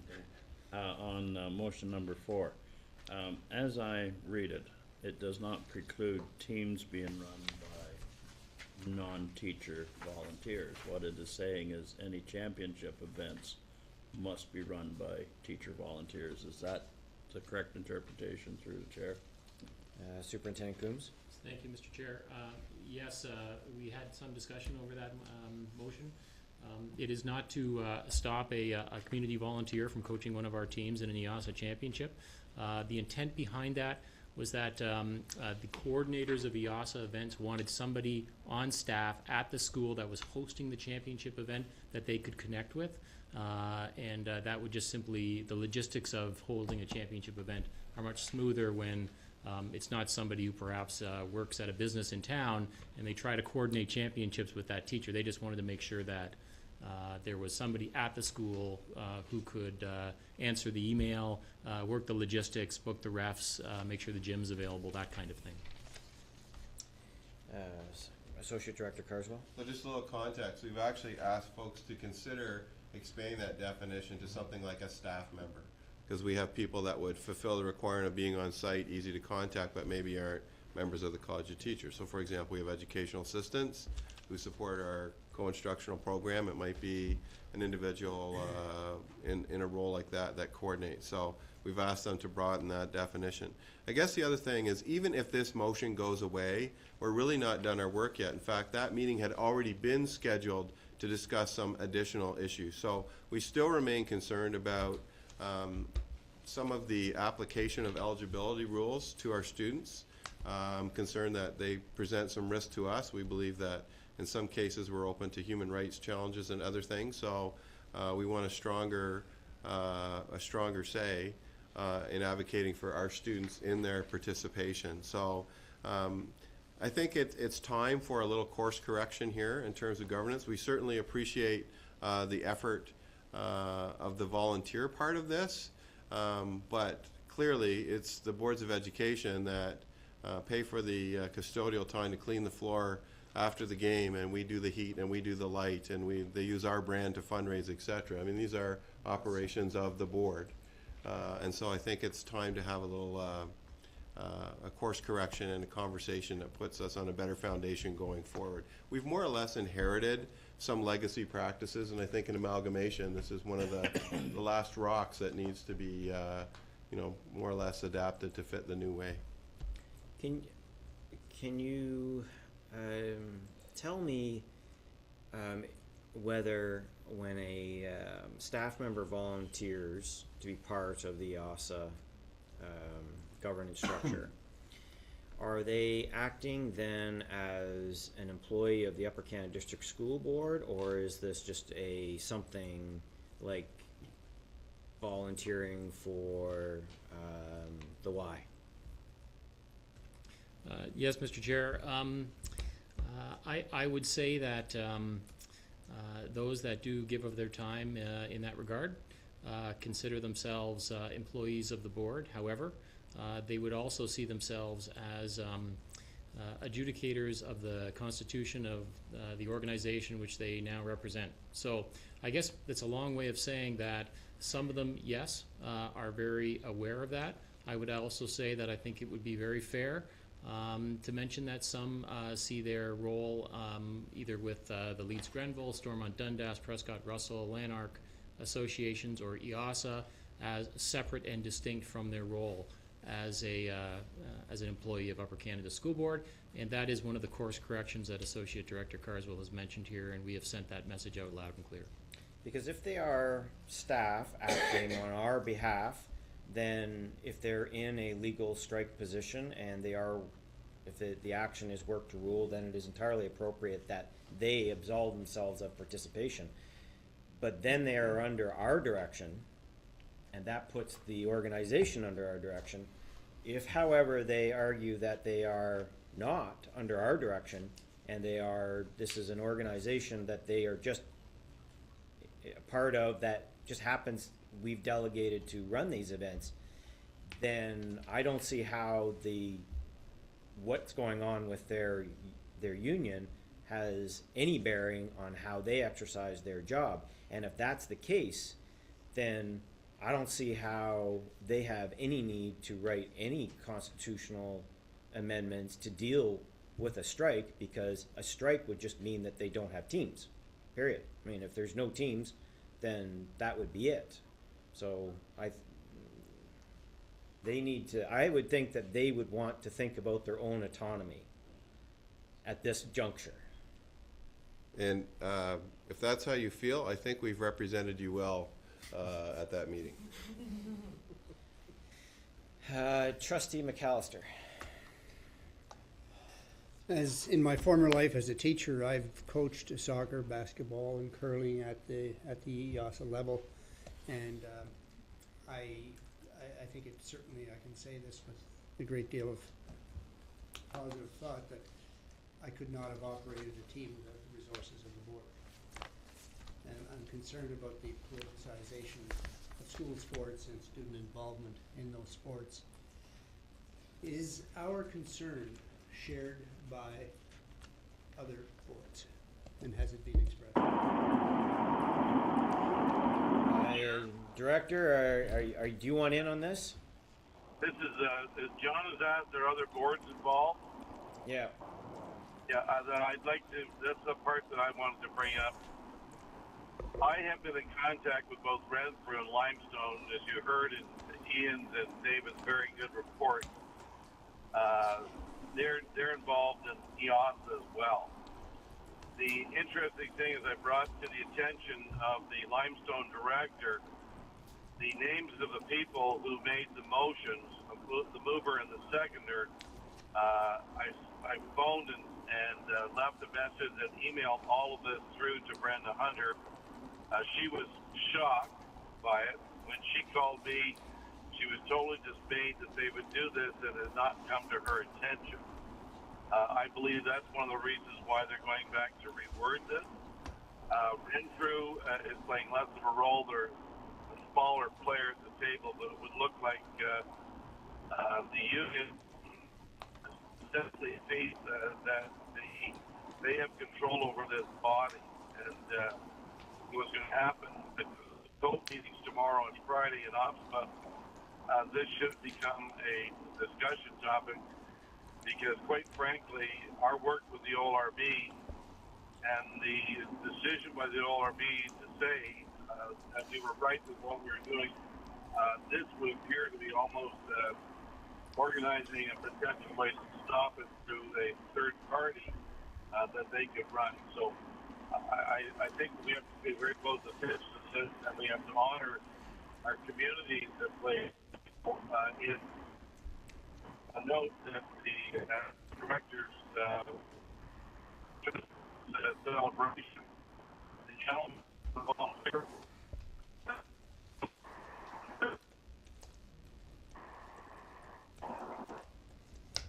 Director, we're losing you, so we're going to just move on until I won't repeat the fact that Trustee McDonald just said that we should put you on the road more often. There's somebody else over here that Trustee McDonald. Well, I just wanted to pick up on what you were asking, the questions you were asking. Are they representing us? And what Vice Chair McMillan was saying, the representatives, all but one, are teachers. One is a principal representative on the Board of Governors, or the overarching committee for IASA. If those meetings are, when are those meetings being held that they would go to? Through you, Mr. Chair, they're held during the school day, Monday to Friday. So we provide release for them to go to those meetings, so they are representing us. Yes, through you, Chair, that's correct. So I have great difficulty that when an organization that is encompassed of all teachers are having a unionized formation of their thoughts. So we need to be very careful on how that develops, and certainly if there's representatives that are working for us that are going to these meetings, we need to make sure that they are representing the overriding comments that we're expressing tonight, that's for sure. Are all the members that come from our board, are they union staff, or are they, so principals can participate too, so there's no rule? There's only one principal. But principals can, or is there only one principal? Yes.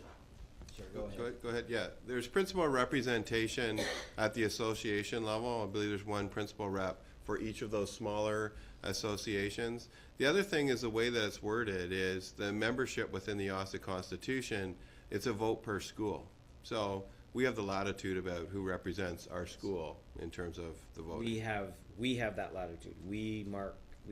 That's interesting. One vote per school. One vote per school. Regardless of the size of the school, one vote per school. And just if I can add, because this association is not just comprised entirely of Upper Canada schools, as I mentioned, it includes coterminous boards, not just our direct coterminous board, but other school boards, both public, Catholic, French, etc., from a larger geographic area. So we don't represent the majority of votes within IASA. 1/3. So who are all the boards involved then? Do you know them all? Like, is Ottawa Carleton part of it? No, Mr. Chair, it's Renfrew, Limestone, Upper Canada, the associate or coterminous boards, Catholic, French Public, French Catholic. There's a total of 67 schools, of which we are approximately 1/3 of those. And what do they need for a constitutional amendment? I believe they Majority. need Is that it? majority plus one. Yeah, 50% plus one. Wow, it's pretty low for a constitutional amendment. Huh. Well, I think we're pleased that they've withdrawn it, and we certainly encourage you to stay on top of this. And I think we need to map out a strategy, so I would continue to work on whatever you're doing. When I read it, when David phoned me and I read it, I could not help but think, is this about students? Because I couldn't see that. And I think And, you know, there's a lot of, it's an important component in our school system, and I've seen lots of good work. There's lots of great stuff happen as a part of it. It would seem a shame that it would come under this. Trustee McAllister? It would seem to me that by extension, this also has a tremendous impact on OFSA at the provincial level. What is the relationship to OFSA to EASA then? Sorry, pardon, Mr. Chair, for The clarification. provincial OFSA? organization, what is its relationship to the regional organization? Yes, Mr. Chair. The OFSA championships, which are held every year, are comprised of the regional champions. So, for example, EASA, or Eastern Ontario, will send one, or if we happen to be hosting, 2 representatives in each category. So single A, double A, triple A, and we don't have any, but it could be quad or 4A representation as well. So, I guess I'm trying to figure out what, like, does OFSA have any jurisdiction over EASA? Like, could they say, nope, sorry, that's not an appropriate constitutional? Actually, Mr. Chair, the OFSA generally will accept whatever whatever team happens to come out of a particular region. They are notorious for trying to stay out of regional, what they call regional sports politics. They set broad guidelines, and in fact, it's rather strange. The regional organizations will say, well, we're only following OFSA's guidelines, and then OFSA will say, well, you know, we really don't want to meddle in internal regional politics of sports, so you get a bit of a chicken or egg kind of And who problem. funds these organizations? Well, they would be funded, member teams would pay dues, member schools would pay dues to both regional and to EASA, so they would be funded through school boards. So we also pay a third of the locals' cost then? Okay, I don't know if there's anything else at this point, but certainly ask that you bring back any developments to us. All right, thank you very much, Director Thomas, Associate Director Carswell, and Superintendent Coombs. All right, what would be a meeting without some budget updates? And we have a couple tonight. First one is going to be presented by Mr. Gales, Superintendent of Business, and we've seen this was at Management Council a little while ago, and this is a fun one. So, floor is yours, Superintendent of Business Gales. I admire your definition of fun. I'm just gonna move this so I can put this down. This concept that I'm going to bring forward tonight is unusual. It's probably the first time you will have seen this. It took us a while to get our heads around how can we explain this. And we tried in words, but I think basically you need to see the graphs and the charts that we've provided to get a full grasp of what this really means. So I'm going to take you through those, make sure you understand what we're talking about, then we'll come back and have some discussions around the implications, if that's okay. So I think it's important that we start with a few definitions and make sure you understand who's doing what, who's controlling what, who's driving what in this discussion. So the first thing we're going to be talking about is employee future benefits. And employee future benefits include retirement gratuities. Now, when we talk about retirement gratuities, you must remember now that the government has put a cap on that. And so it's not an amount that's growing and changing every year. Now it's fixed as of August 31st, 2012. So it's a known commodity, a known amount. Post-retirement benefits are benefits paid to a certain number of people that have retired from the board, and that again has been eliminated from future payments after August 31st, 2013. So from September on 1st on by the ministry through Bill 155 or 115 rather, and through Bill 55 perhaps, although they may have to reintroduce that because there is some confusion around that. And then WSIB is the Workplace Safety Insurance Board. However, the board has and has always had since pre-amalgamation days a fund in case of problems with workers' and compensation.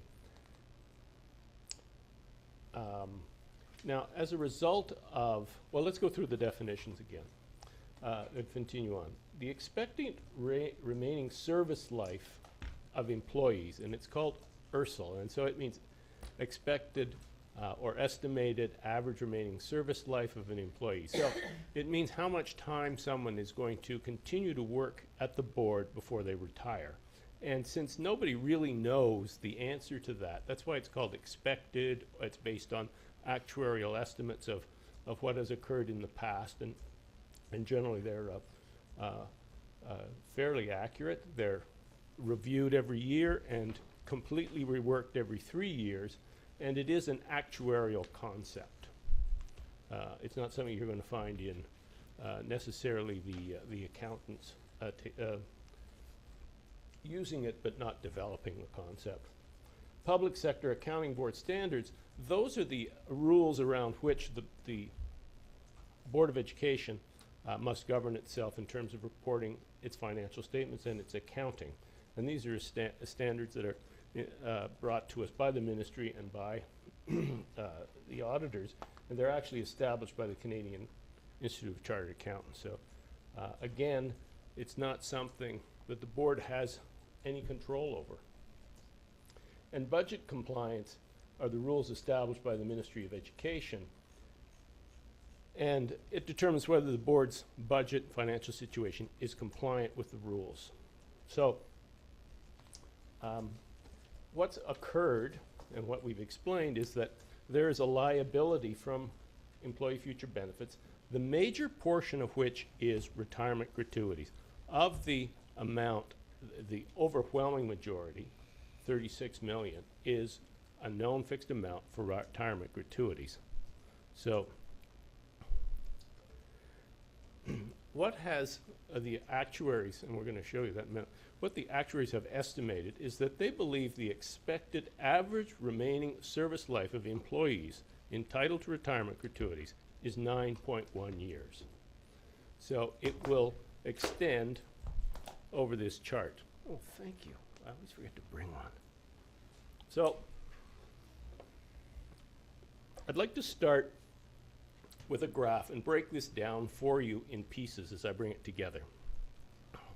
So this Rock of Gibraltar, Plains of Abraham, we've come up with several names for it, but is that amount of money that we owe in retirement gratuities. And the bottom triangle, because this is a known amount but will be paid out over time, there is a cost of the time value of money, and that is represented by this triangle. Because this is the current cost, but as it's paid out over time, there is a value to money in terms of a dollar today being worth $1 plus tomorrow or the next year. So that's what this total represents over the next 9.1 years. We add in the next slide this line. Now this line is the ministry reducing the grant to pay for retirement gratuities over the ERSL of the province, which is 12 years. And so what they're saying is we're going to reduce your grant that pays for retirement gratuities at a rate of about 2% per year, although by the time you manufactured into the grants, it comes to about 0.17 of the amounts in the benefits. There has never been a breakdown of exactly what is in the benefits. So the benefits have never really covered the full cost of what we pay for them. However, we do, and in this instance, we will lose this amount of grant over the next 12 years. Finally, we add this green line and the line with the triangles. And this line represents the actual cash that we'll be paying out to people for retirement gratuities over the next 30 years. So what's actually happening here is that this liability in this 9.1 years is going to be, or the compliance rule is that we recognize it and have recognized it, and that we put away money in the next 9 years that is going to, we're going to pay out over the next 25 to 30 years.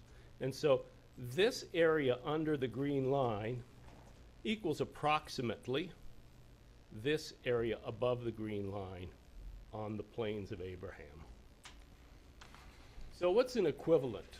An equivalent is going to get a mortgage, and after 10 years of your 30-year mortgage, the government comes, or the bank comes along and says, we want you to pay, put aside all of the mortgage payments that you owe now.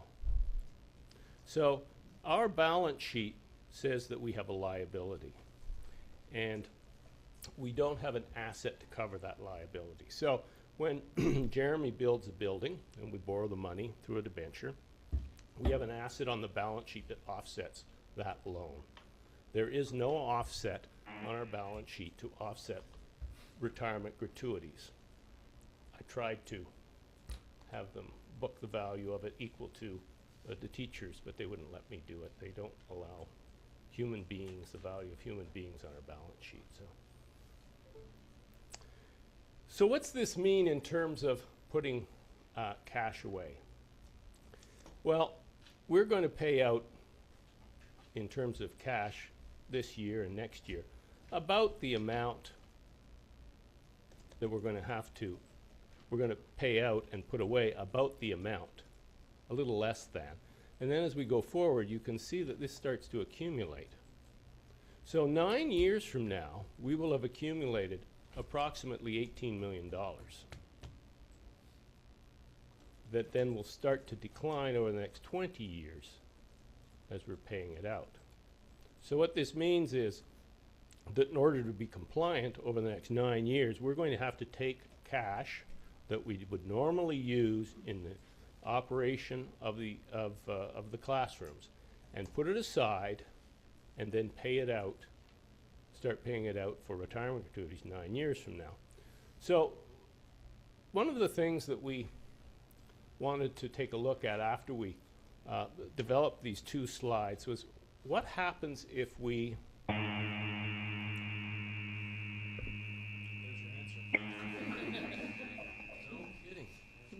I've just been beamed up somewhere. Beamed up. Oh, I should say, I'm going to back up one more time. So, well, what does this really mean? Well, this means that we're going to have to put away about $4.9 million a year over 9 years through cash and through other activities. So that's how this gets up to a total accumulation of 18 million over 9.1 years.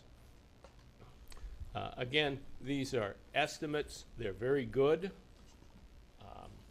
but they are still estimates built on a number of assumptions that are valid. We've reviewed them with the ministry. We've reviewed them with our auditors, and they are nonetheless estimates, but they're accurate.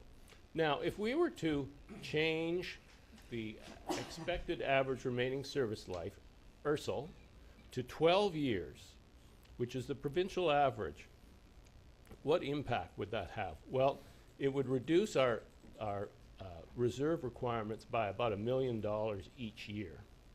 And it would lengthen out the Plains of Abraham by an additional 3 years. And so it would flatten out this amount. It would flatten this and bring it down a bit. The bottom triangle doesn't change very much. The line from the ministry won't change. Our actual cash payout won't change. But the amount that we're putting away up here, which is equal to this amount down here, probably will change. It will be reduced. So we will be taking less money to put aside. And so our accumulation would only grow to about $14 million. But nonetheless, that is still $14 million that we would be required to put aside. So now, does that make sense so far? Because Well, I'll say it back to you and you tell me whether we've got it. So, you have an employee, the average time that they work is 30 years, they have this retirement gratuity, we would pay it out at the end, we would expense it as cash, like a farmer, cash-based accounting system, right? So, we would just pay the expense in the year that we incur it. The new rules they want us to meet would have started, you would have started 30 years ago when that employee first started, you would have started putting money away to pay that retirement gratuity. The government has changed the rules now and is asking us to meet these artificial rules in a period of 9 years so that we look like we're now just like a privately held corporation that already has to meet this expectation.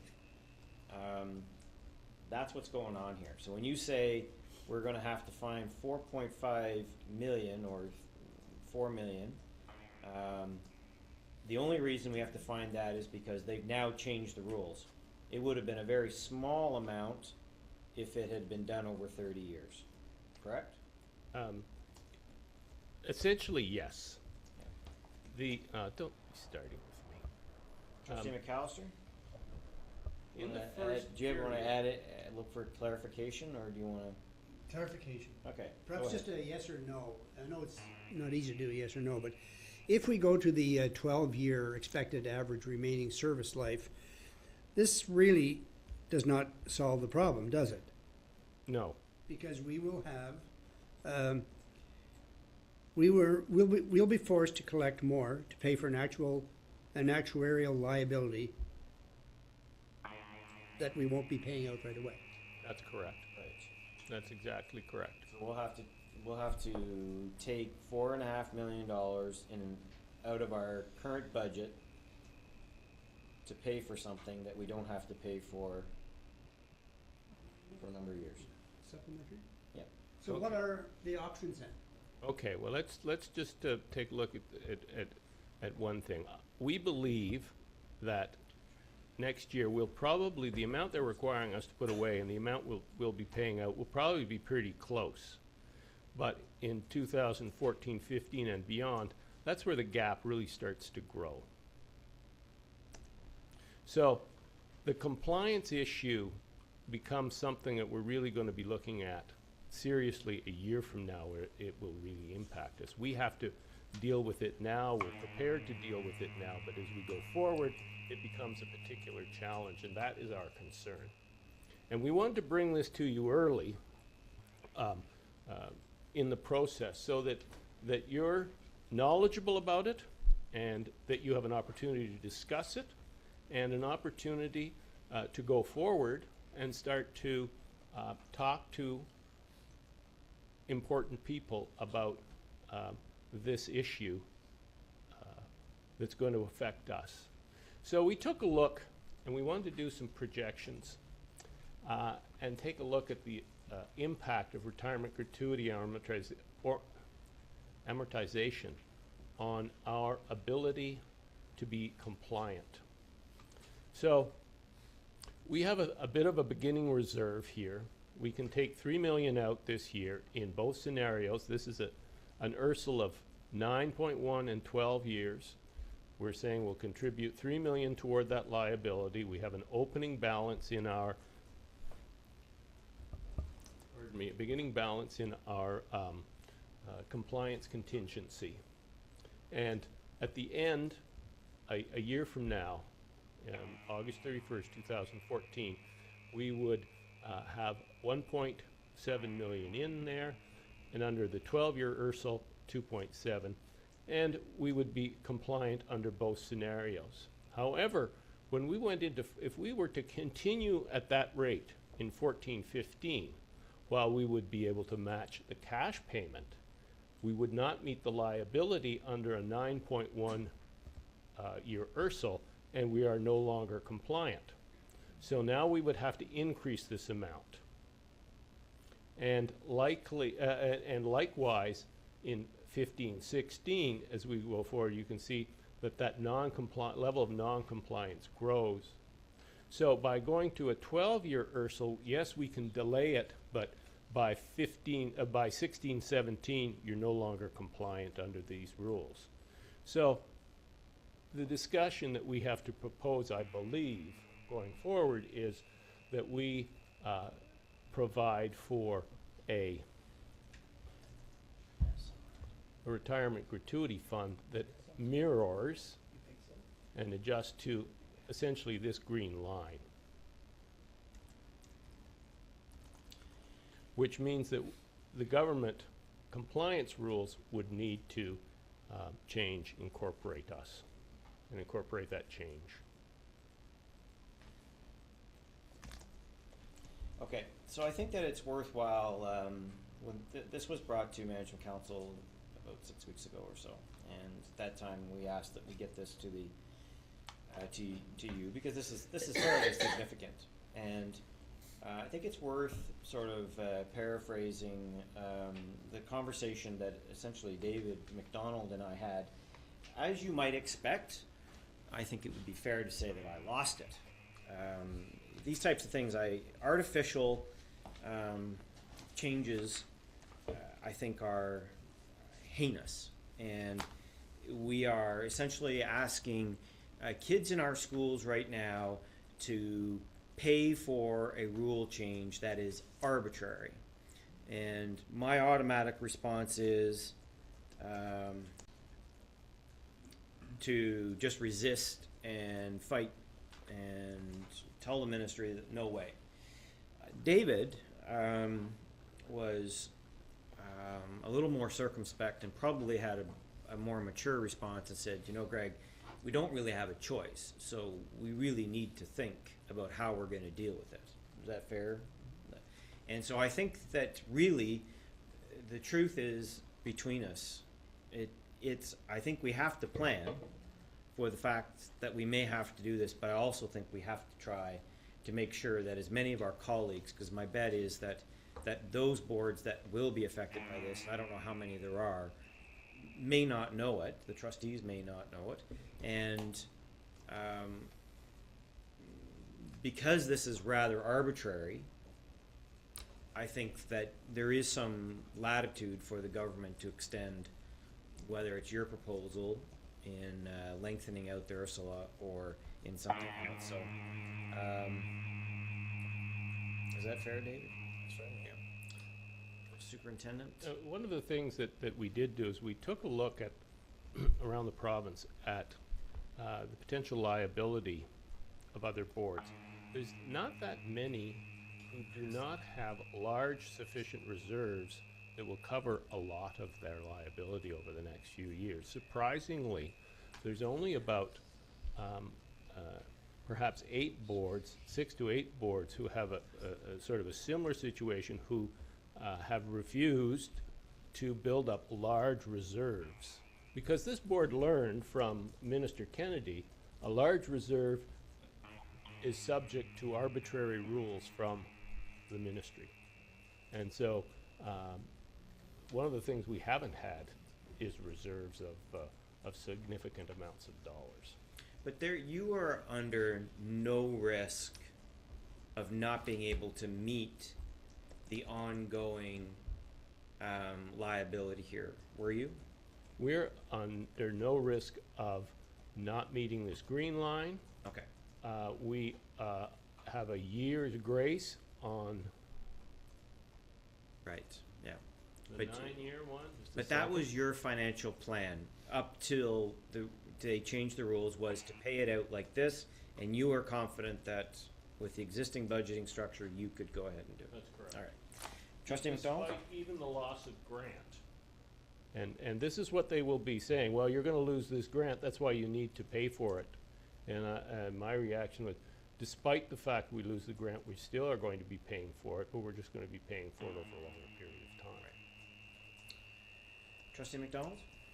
So you picked up on the question there, the point that I wanted to raise. So your graph or your matrix here says contribution is 3 million, but we need to make sure that we understand that we do receive funds at this point that contribute to that. That's correct. And is that an accurate account of the dollars that we receive? Because from what I understand, there are pockets of money within different areas of the funding that would allow us to use those funds to contribute to the GS or to the retirement contribution. The reason I ask that is because part of my argument back to Greg during those long hours was the ministry knows better what they give to us than we do. And so for us to go back and say, you're not giving us enough money to pay to the contributions, or you're giving us whatever, I think we're fighting a losing battle there. So have we looked into that any further? Are we comfortable with the dollars that we're receiving? The government has never, the ministry rather, has never broken out among their sort of 11% benefits portion of the grant, how much of that is attributable to health plans or other benefits, CPP, UIC, et cetera. And so when they say it's this amount of money, it's this percent, we have really nothing to fall back on and say it's right or it's wrong. Go ahead. So you've kind of put some of the onus onto our laps to do some lobbying, but I understand there's an opportunity with the business officials to do some lobbying as well. So from the business official standpoint, have you had any discussions with the ministry to look at that change in the URSL? And also, have you had discussions with them about widening the allowance for us to have a deficit? Because right now, you're saying we're not compliant because that would put us in a deficit situation greater than 1%. That's correct.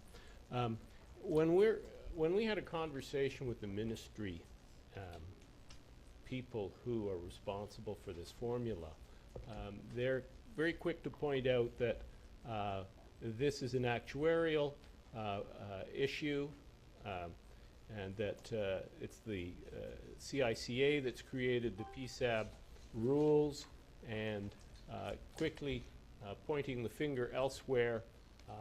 And the real issue is we need to talk to them. We need to get them to deal with this compliance issue. Their response is finance wants that liability off our balance sheets and off the provincial balance sheet within that 9-year period. Go ahead, Trustee McDonald. Okay. So you're telling me that the ministry is kind of ducking it, saying it's PSAB? Clearly, yes. PSAB is how we report things. Ministry is saying what we have to put aside, isn't it? It's an interesting twist. PSAB indicates how we must report. The actuaries talk about URSL and employee future benefits, and the ministry creates the compliance requirement. We're clearly not going to be able to impact PSAB or the actuaries. The budget compliance issue is the piece that is, in my opinion, controllable by the ministry. But PSAB and the Canadian Institute of Chartered Accountants are man-made rules. We're not talking about Newton's laws of physics here. No, absolutely not. We created these rules. Yes, It's not gravity. that's right. All right. Any Trustee McPherson, did you have your hand up? Sorry. Yeah, I did have a question. On your chart, it shows about 2040, which is a long time away, that there'll be no outlay for retirement gratuities. Is that an indication that we'll no longer be responsible, or have we just not hired those people yet? You're talking about way out here? By that point, people who are currently entitled to a retirement gratuity will retire and take that amount with them. There are no new retirement gratuity creations. That was basically the meat of the question. So retirement gratuities are being phased out. That's correct.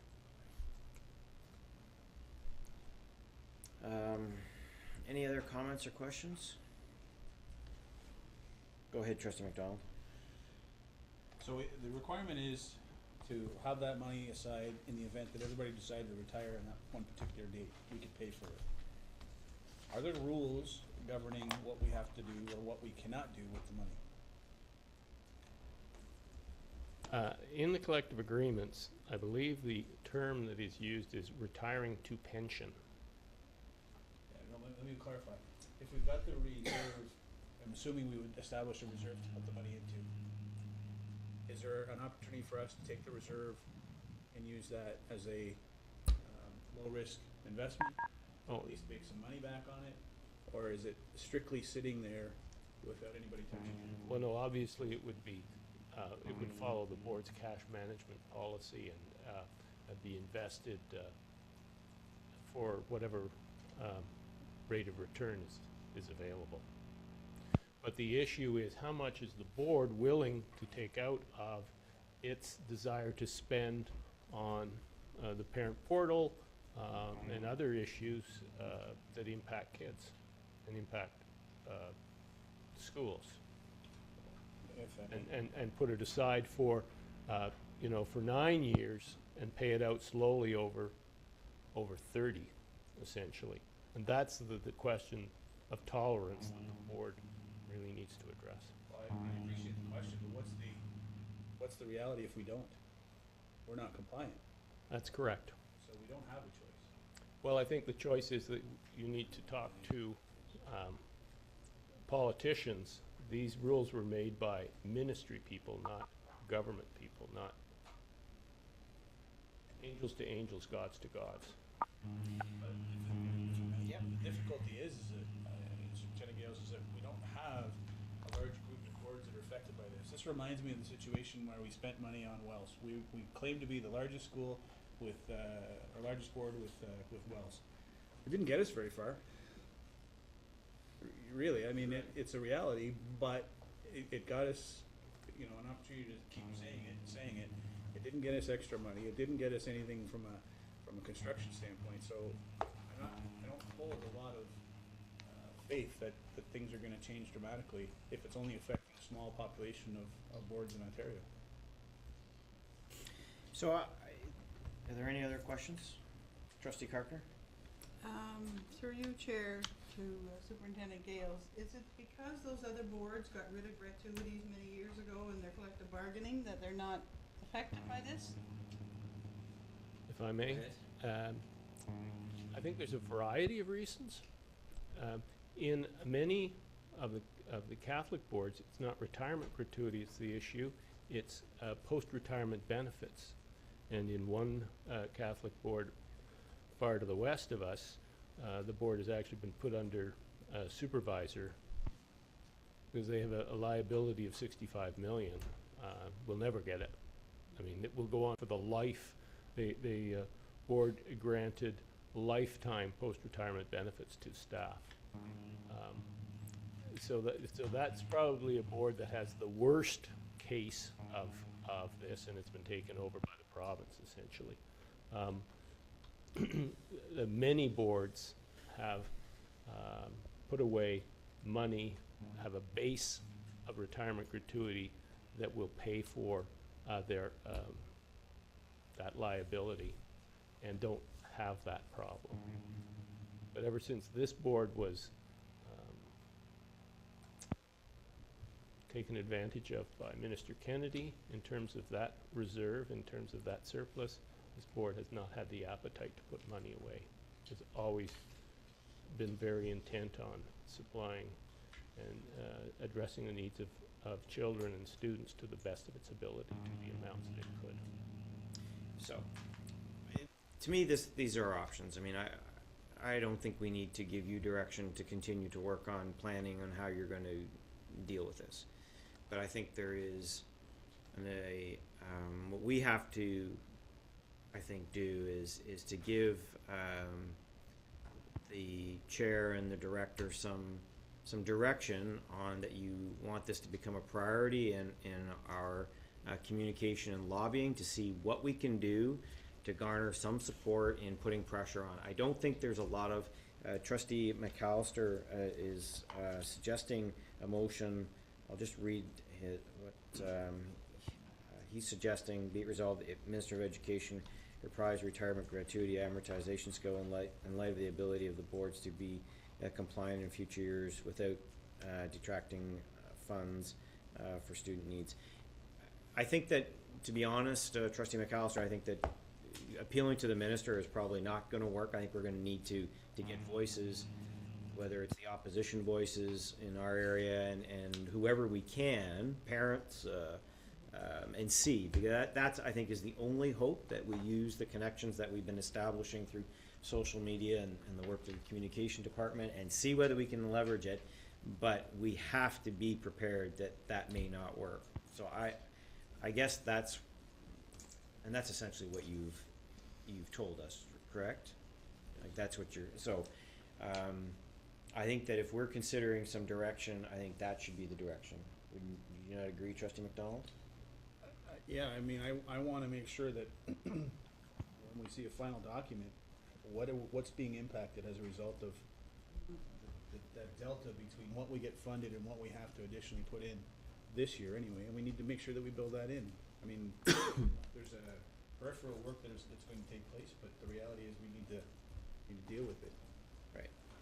So, I think we need you to continue to reporting to us on what this is looking like what this actually means. Like, okay, we can get rid of parent portal. Like, there are some things that we can get rid of, but we've been down this road before, and you don't cut this kind of money, or you don't find this kind of money without having significant impacts. You can cut all the things that you think you can cut, but at some point you're going to make impacts. And so I think we need to look at that. But that would be what my suggestion would be to the board, is to give the director and I some direction on elevating this, and then we would also communicate that through our OPSPA director. I don't think there's a lot to do there, because I don't think there's enough boards.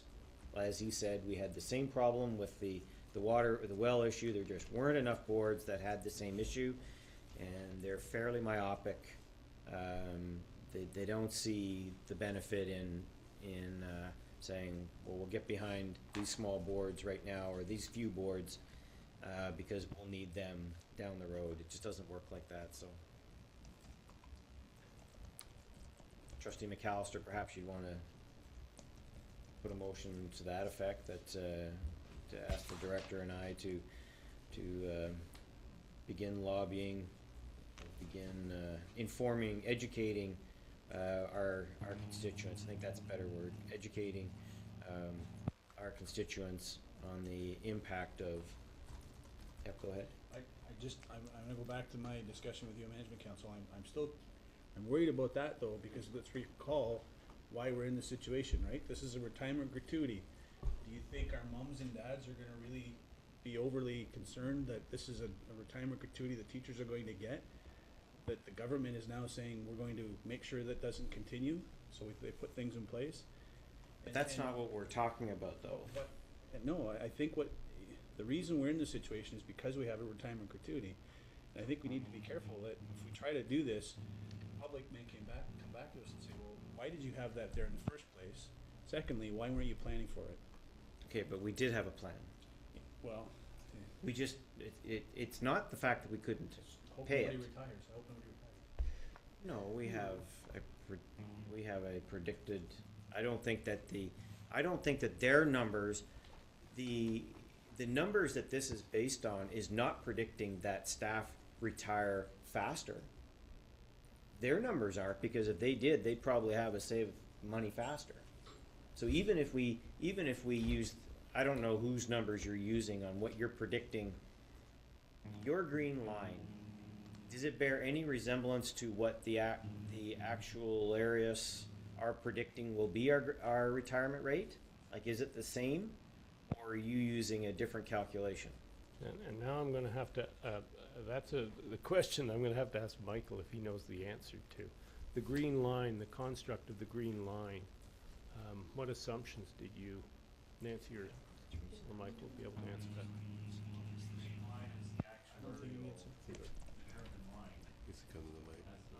Can you come up to a mic, please, Michael? Thanks. Might come to a mic.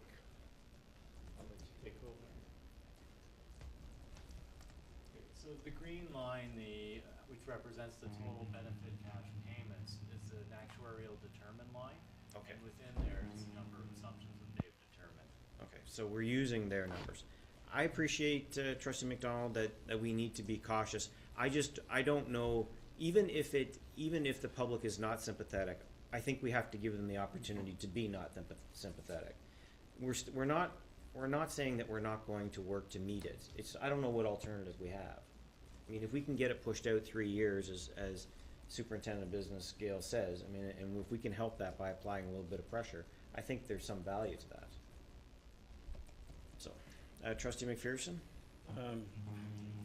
Just to clarify the issue, what we are being asked to do is to accumulate enough assets over the next 9 to 12 years to pay for, let's call it a 25-year liability. I'm just going to draw for a comment on my municipal experience. There's two models of funding something at municipal level, and I'll use a grader for an example. Many municipalities choose to buy a new grader and pay for it as they go. A great many municipalities, when you have large capital assets like that, literally start putting money aside that when the capital has to be spent, the money is there. And that is essentially what we're being forced into here.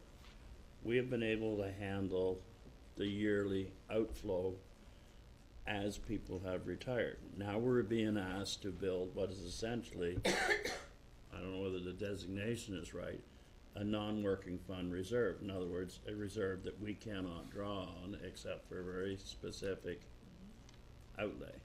Is that correct? Mm-hmm. That's right. Don't tell my banker about this. Except we're allowed to invest it. Yeah, but you're not gonna invest it and make considerable amount of money, I mean. He's already said that, but I'm just, All right, Trustee McMillan? Just through you, Chair, I agree 100% with what Trustee McDonald is saying in terms of sympathy. However, it was a decision that was made in the past, and it has now translated into an obligation that has to be paid out. And the obligation, because of rule changes, is going to come at a cost, and the cost could well be on the backs of our students in terms of programming or things that we're going to have to make decisions. So I think we need to try to leverage some attention. We are going to have to take the flak for prior decisions, but they were decisions made in the best interest of the times because we had a long-term plan of how we were going to actually pay those things out. Regardless, we're going to get flak. I think it's slack that we have to take, but I think we hold true to the fact that regardless of how people feel about this is now an obligation, and an obligation that because our students are going to end up paying for this, then we need everyone on board to do the very best we can to at least help us get through this at minimum cost to our students. So, but I agree, there's gonna be flack, but regardless, it's there.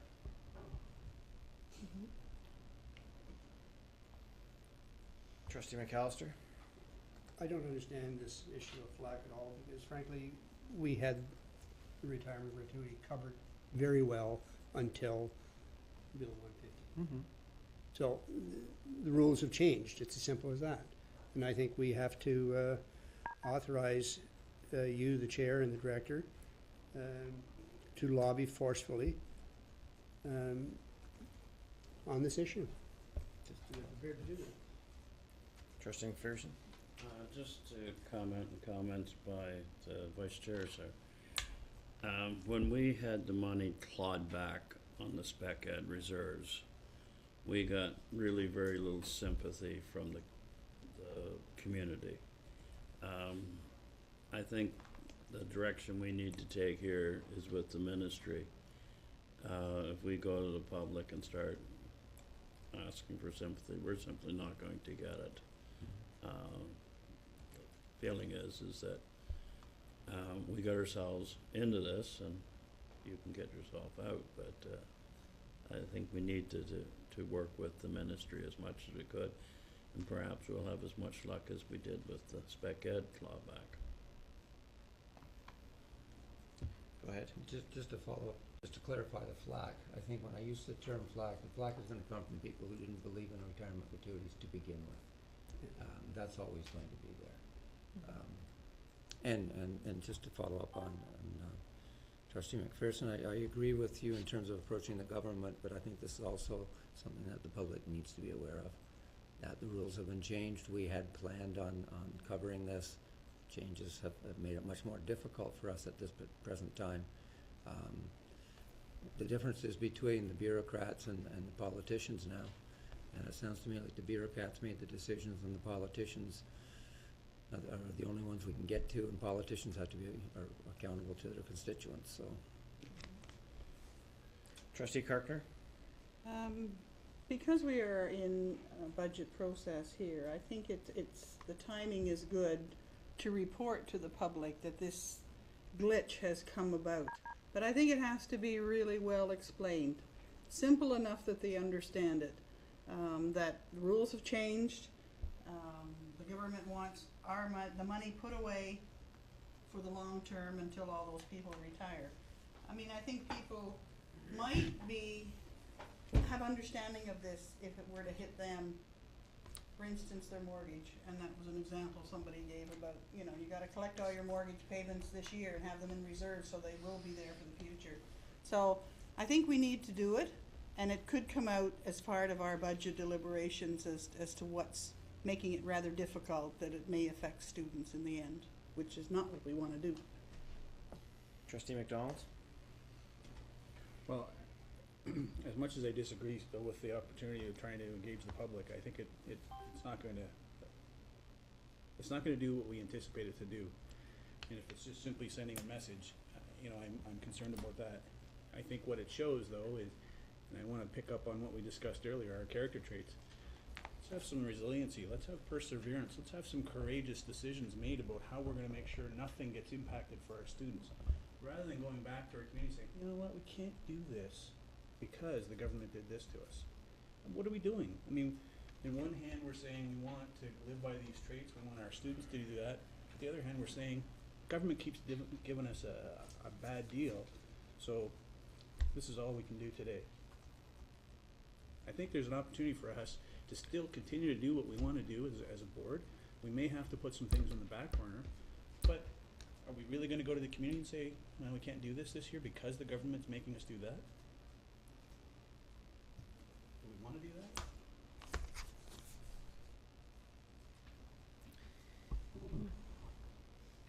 that? Trustee Swan? What is the penalty, through you, Chair, for non-compliance if we just keep going ahead, putting money aside over a longer term period? At some point, we would become non-compliant, probably 15, 16, I believe is the, even at the 12-year, we were not compliant in 14, 15 under the 9.1-year URSL. The penalty is cash flow penalties. They stop flowing grants to you. And so it becomes very expensive. Under worst case scenario, they could send a supervisor. But there is an opportunity to apply for dispensation to the minister directly. Trustee McPherson? So we essentially need $4.5 million a year approximately, if I hearing correctly. And assuming that we've got a $320 to a $350 million budget. So what we're talking about is 1.5 to 1.7% of our budget. And I've watched this horseshoe with, over the years, meet challenges. And yes, we should make a bit of noise about this, but I think I've got confidence in this table to meet that challenge. I remember sitting at this table and being told that we had no money to build schools. And we are building schools. So I'm not dismissing it as insignificant. It is an issue. But every challenge should be presented as an opportunity as well. And I've watched this table rise to the occasion a great many times. When we lost $10 million out of our spec ed funding, that was a pretty big issue, and yet we dealt with it. Trustee McAllister? Seems that too many around this table are willing to throw in the towel before we've fought the good fight. And I do believe that if we are forced into it, we can and will meet the challenge. But I don't think we can do so without detracting from funds that would be directed towards students. And that, in my opinion, is the bottom line. And I think we should authorize the chair and the director to lobby forcefully to highlight the ability of the board to be compliant in future, the retirement gratuity amortization schedule without detracting from funds for student needs.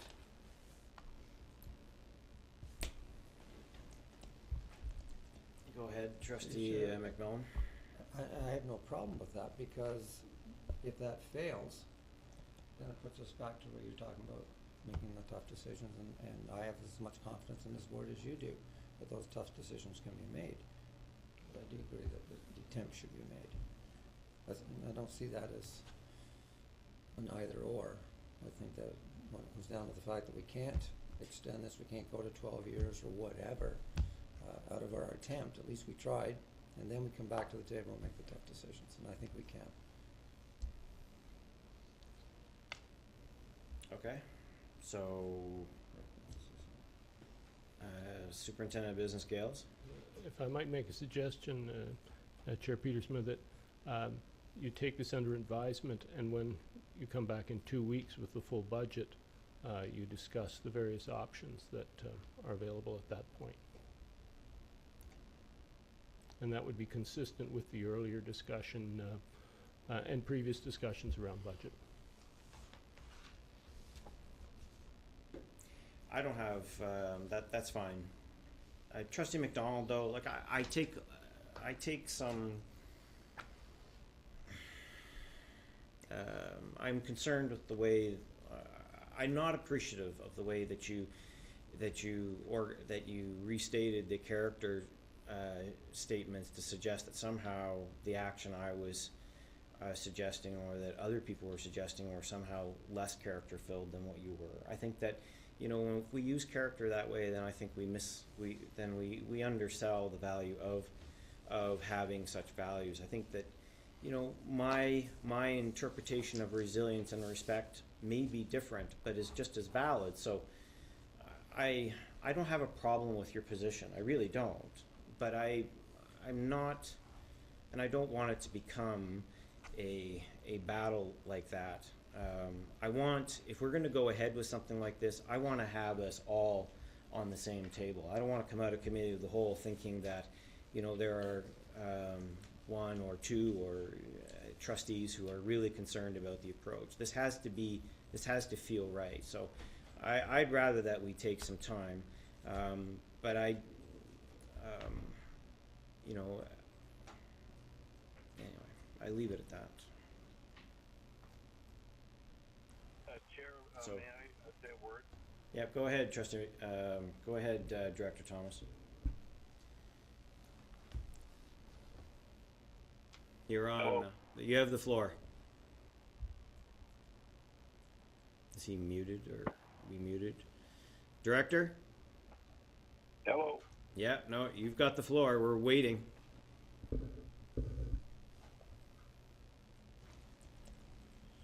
Director?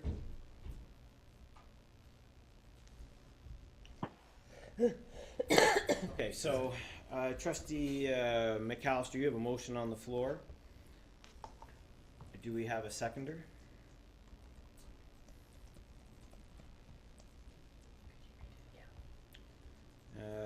Be it resolved that Committee of the Whole recommend the Upper Canada District School Board authorize the chair to lobby forcefully to highlight the high ability of the board to be compliant in future retirement gratuity amortization schedule without detracting from funds for student needs.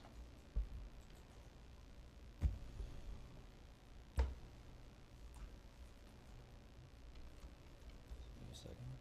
Yeah, I need a seconder. Trustee Carpenter?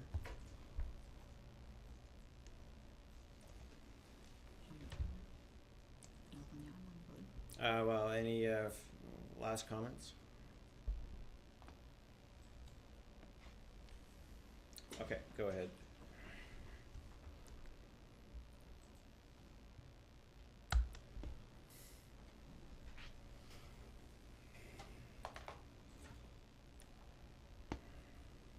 I'm not logged in, but I'm voting, I'm opposing. Opposing? Yep.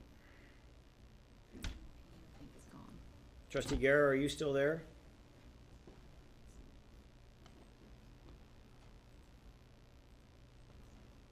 Okay.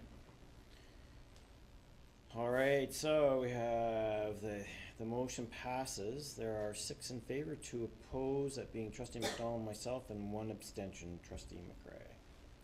Okay, all right, well, that goes on then to the board at the next meeting. Trustee, Superintendent of Business Gales, do you have anything you want to add? Is there anything that you want to add to that? No, that's fine. Thank you, sir. Okay. What's a reasonable, I do think that we should, regardless of what happens, we should, I think we should have updates on this. So what's a reasonable timeline? Is it yearly enough, or will you have a greater sense of how we're dealing with this? I would think that there should be an update with the financial statements in November. Okay. And All right. if you wish, you could take this to audit committee for. All right. So is everybody okay with that? Okay. Alrighty. Thank you very much. We'll move on now to our next budget item, and I'm going to leave the chair for this. Thank you. That's down here, isn't it? Okay, so the next item on the list is the budget update part 5, governance budget, and that will be presented by Chair Petersma. So I turn the floor over to you. Okay, thank you.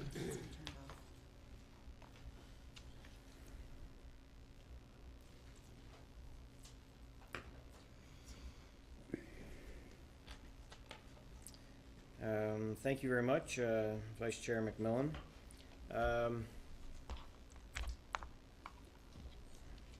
I'd like to start off by saying it gives me great pleasure, but this was quite an adventure, and I also know that in having the trustees participate in this report, and when we have been placing a very high bar for the our administration to meet. Obviously, means that I myself, we ourselves have to meet that same. So tonight, would like to present our report on the budget, on the governance budget line. But first, I need to say a big thank you to our trustee liaison officer who had to work with, at times, an impetuous chair who works at peculiar hours, and when you receive this report, you'll note that it was minutes after midnight, and so I really appreciate the work that trustee liaison officer Raymond put into this, Lisa, and I would normally have gone out and bought you some flowers to thank you for all your hard work, but in light of the budget restraints, you're going to have to be Thank you's good enough. I'm not able to move it forward. There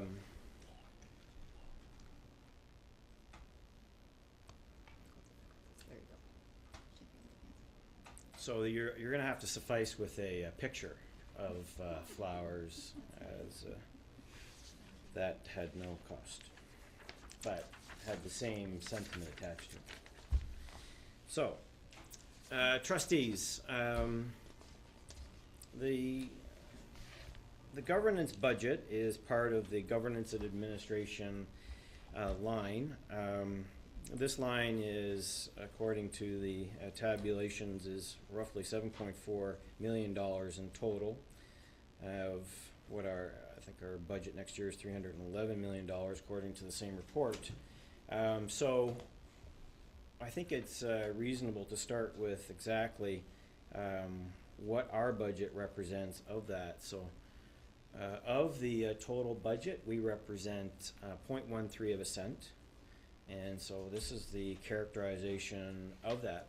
However, I think it's reasonable to consider that despite the fact the budget is small, we really need to take every dollar very seriously and ensure that it is allocated in such a way that meets our goals and moves the whole organization forward to meet our strategic plan. So I think it's worthwhile just sort of reflecting on what our budget could pay for if we weren't here. So it could pay for another director and associate director. It could pay for 3 principals. It could also pay for 90 smart boards. And so I think that as we reflect on the budget, we should not at all focus on the small size, because these dollars could be used elsewhere if we can't demonstrate that we can use them effectively and responsibly. So what is the trustee budget? This year, the trustee budget, or the governance budget as more appropriately called, will be $424,000. This is an increase of approximately $100,000 over past year's budgets, and trustees will recall that at the last meeting we adopted the accountability framework report, which talked about, which attached a cost of $100,000 to it. So what you see in this budget over past budgets is that increase. So in the budget we have our honorariums, we have professional development. I'm going to talk about all these lines. Operations, computer technology, contractual services, and our board memberships. In the calculation, which is from memory is on page 91 and 92 of the technical paper, when you read it and do the calculation, the actual funding that they provide for the governance line is approximately $210 million. However, as Michael explained to me and is in one of your appendixes, I believe it's Appendix A in your written report, in fact, when the ministry does its calculations and applies its only funding 50% of the move to a new funding model, we only end up with approximately $174,000 from that funding. The balance of our budget comes from the funds allocated for the governance and administration line. So that would be approximately $250,000 would come from the governance line. And if you refer to the technical paper, you can see what that line is specifically, or that part of the budget is specifically targeted towards. Honorariums is obviously our single biggest category and has been historically.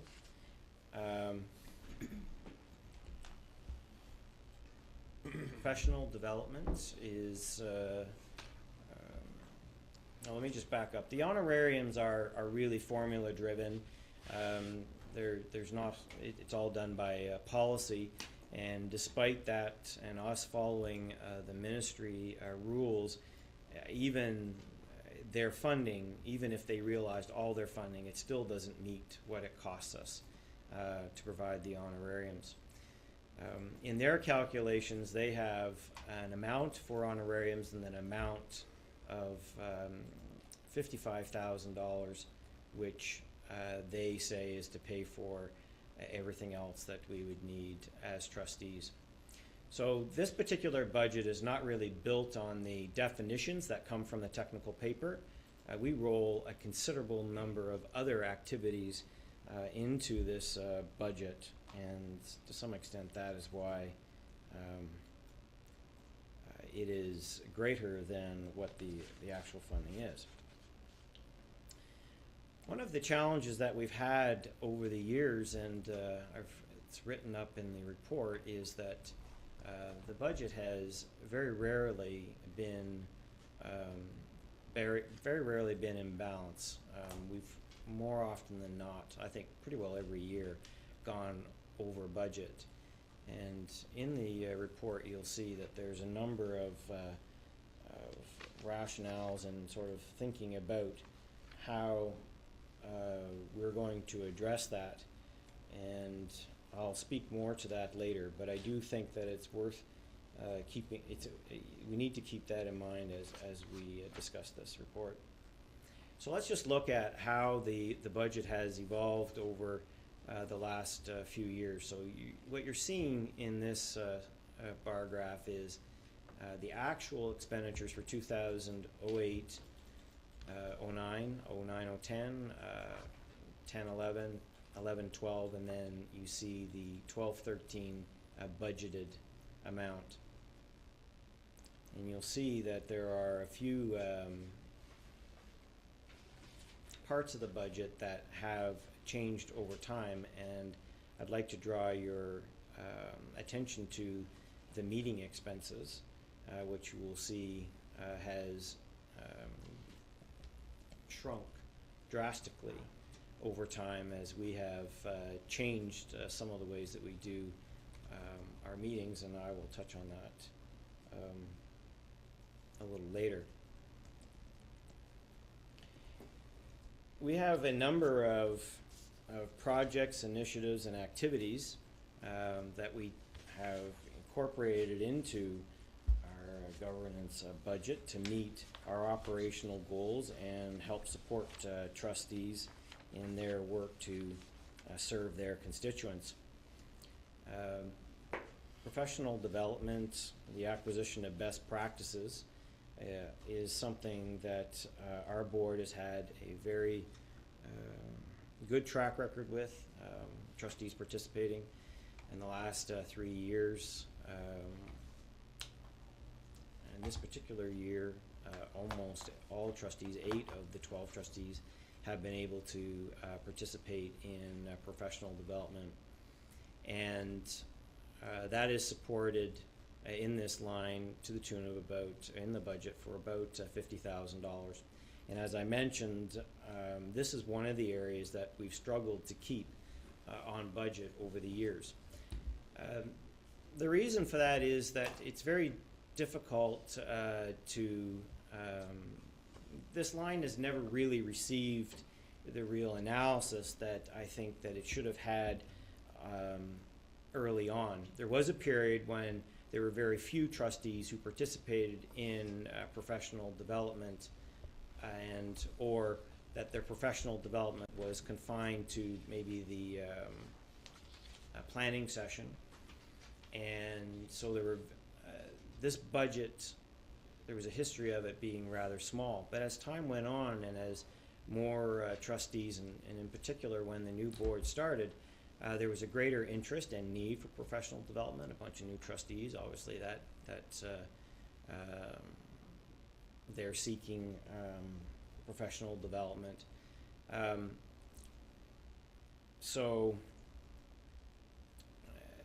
Trustees have been adding, have been participating in more, and we've never really adjusted the budget to really meet that demand. Every year we keep moving the budget up through savings largely that we've garnered in other lines, but we still don't have it at the level that it needs to be to really sustain, I think, the activities. There also is an additional issue here, and perhaps another way of looking at it. Professional development really serves as a dumping ground for any expense that is it doesn't have a home elsewhere, that is travel. So for instance, my travel to meetings in Toronto ends up in professional development. I think it's reasonable to argue that that's not professional development. Our participation in the OPSPA's annual general meeting, I think that it's reasonable to assess that and look at that as not strictly a professional development. This is part of setting the direction for our provincial voice, and so it probably is a misclassification to roll it into this category. So one strategy that Lisa and I are looking at is doing a better job of allocating those expenses to what we're looking at as a new category, which would be meeting expenses for governance activities. And that, I think, would help us assess what is really professional development and what is more appropriately governance activities.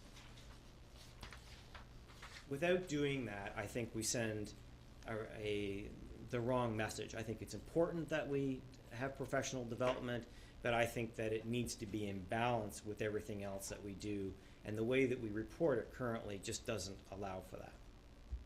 The electronic agenda initiative was started a number of years ago, 2010 in fact, when the new board started. This initiative was started in order to better communicate to our constituents on how we did business, making our agendas available online in an organized fashion. The agendas, the system that we employed makes the agendas searchable, and there are a lot of additional features that, when added, I think will just make our board far more transparent. If you look at the way that other boards report on their agendas, it sometimes is difficult to interact, and I think the work that we do at the board is important and needs to be understood by our constituents. We have currently this line costs us approximately $9,500. We have a contract in place until November 2015, which guarantees that price, and at that point we will have to assess. We'll have to look at any cost differences. There are a couple of projects that are ongoing to support the electronic agendas. One of them being the filling out of the information that's not there, in particular the board policies.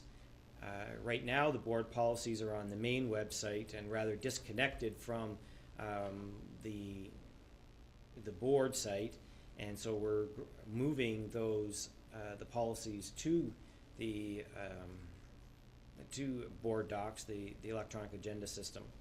And Trustee Liaison Officer Raymond is working on that and should have that done by the end of the summer.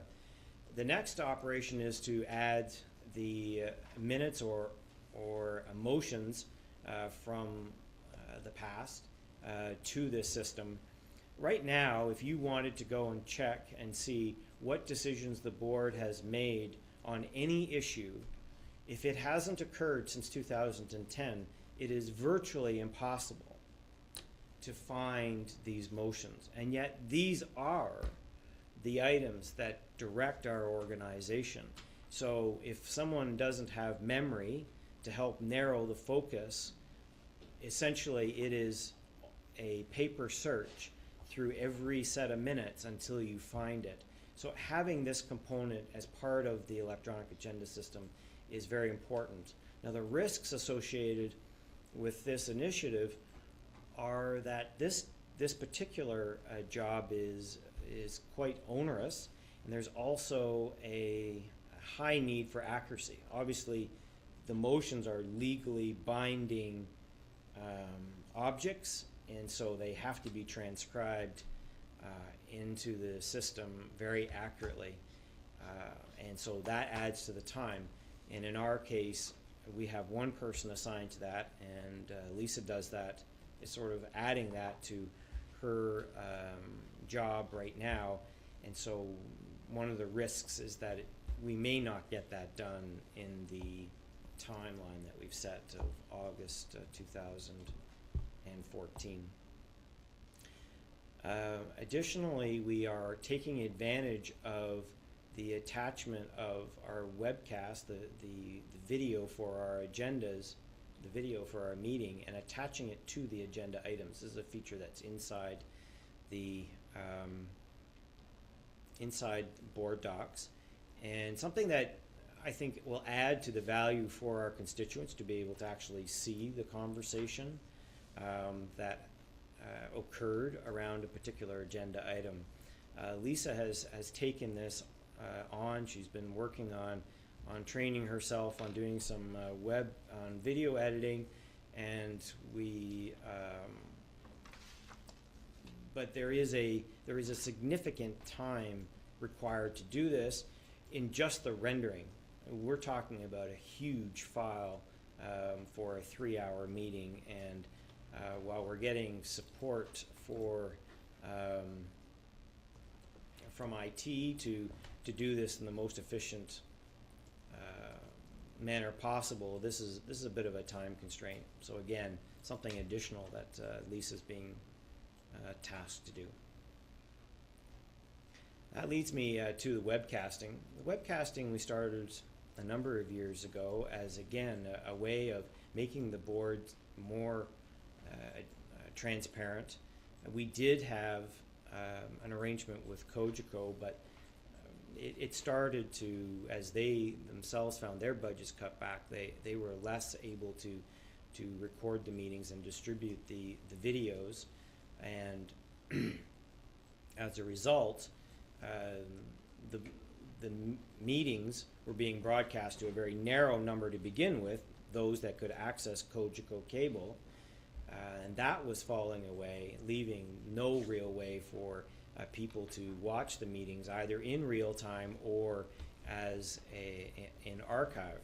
So we at that time took on the job of looking for ways to ensure that the video was made available, the meetings were made available. At that time, this was relatively new technology, and so we worked with a third party, and they did the webcasting for several years. The service was robust and certainly filled the need at the time. However, we wanted to upgrade the production value, and as the technology and know-how became available inside the board, this past year, we've been able to do the webcasting entirely in-house with the assistance of an outside, of a contractor to run the camera and do some of the post-production work. And as a result, we've been able to get our videos back into Kojiko, and so we have that channel being used as well as our video channel. And we've also realized significant savings, which I will show you a chart of a little later. So right now, going forward, the webcasting project is to, we're looking at ways of increasing the production value, and IT is helping us with that. And that leads me very nicely to our next initiative, which is a video conferencing and boardroom facilities. As you all know, we've now received training on the Microsoft Link platform, and we've asked IT to look at how we might better integrate the, thanks Trustee McPherson, better integrate the board table into Link to make it possible for those that choose to teleconference or join the meeting from home or from afar. Tonight we had 2 on the line. I think anybody who's had to be online, this is not an enjoyable experience. It's a difficult thing to stay in touch with for 3 hours. You miss out on a fair amount of the meeting. You miss out on, David McDonald and the chair's occasional glares. You miss out on the PowerPoint presentations as they're not available. Plus, there's a significant lag in the webcast if that's the way you choose to watch the meeting, and that can be eliminated by using the Link platform. So we've asked IT to come up with a plan on how we would integrate that. At the same time, there are a couple of issues that we're looking at, including raising our mics up a little bit. As you all know, with the move to board docs, we all have laptops. That was not the common when we redid the board table 10 years ago. And so we need to raise them up, and we also need to look at, if anybody has had to do a presentation at that podium, it is not an ideal place to do a presentation, and I think that's 8-bit graphics on that computer. It is using a version of PowerPoint that is many, many years old and doesn't have the functionality that exists. So that also needs to be looked at. We did think that we might have to replace our projector, but working with IT, and we've now realized that that's not going to be an issue, and the projector is fine. So that'll be a significant expense that we don't have to take on. The risks to this project are right now are the fact that we don't have a clear understanding of what this would cost. The impact on our budget is unclear. In the past, projects like this were absorbed by the capital money being used to support the board office. So at this point, we don't really know how it would be paid for. So I think that meets the classification of a risk. This past year, we embarked on drafting a policy for the director's evaluation. This was something that we had worked on over a number of years and tried on our own to come up with something, and we had many great efforts, but really we needed the help of a professional. And so last fall we decided to ask a purchasing to find us a contractor that could help us out, and that project is now complete. We had that presented and passed the policy at the last meeting, and we are just about hours perhaps away from starting the director's 360, and many of you here in the room will be part of that This type of project or initiative really speaks to something that we need to focus on to mitigate our struggles to kind of keep our budget to the budget. There is very little scope for us to go in and say, well, we would like to go down this path, it's going to cost $15,000, and then find that $15,000 inside our budget in year. Many of our costs are really driven, and by the time that we take on an initiative like this, we really don't have the capacity to change things. It's not like we can stop meetings, or often, you know, booking conferences and things have to be done months and months in advance. So this kind of a project speaks to that. Administration, to be honest, the finance department has always been very good at supporting our initiatives and making sure that they're looked after. But I think that just responsible owners of this budget line, I think we just have to do this kind of thing better. The accountability framework was another project that we announced, and at the outset I don't think we had a real clear idea of what the budget impacts would be. We've now completed that work and are on our way to the actual implementation of the framework. And in the report I detail the fact that we have allocated $100,000. 15,000 of that will go to repeating the Net Promoter Score, and then the balance will be used to support the rest of the indicators that we're looking to compile. The risk here is that the cost to put these surveys, reports into place may be greater than what we've budgeted.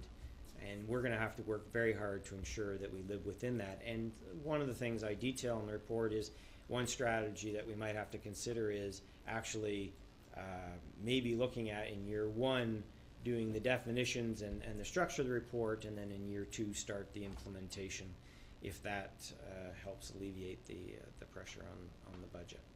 So that's sort of an overview of the projects and initiatives that the board has been involved with in the last year. There's another slide.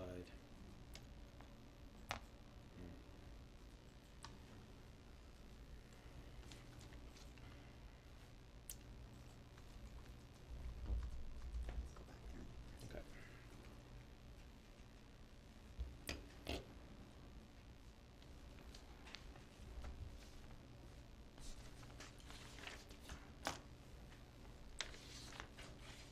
Okay, so the next part of what I want to highlight in the report is going forward.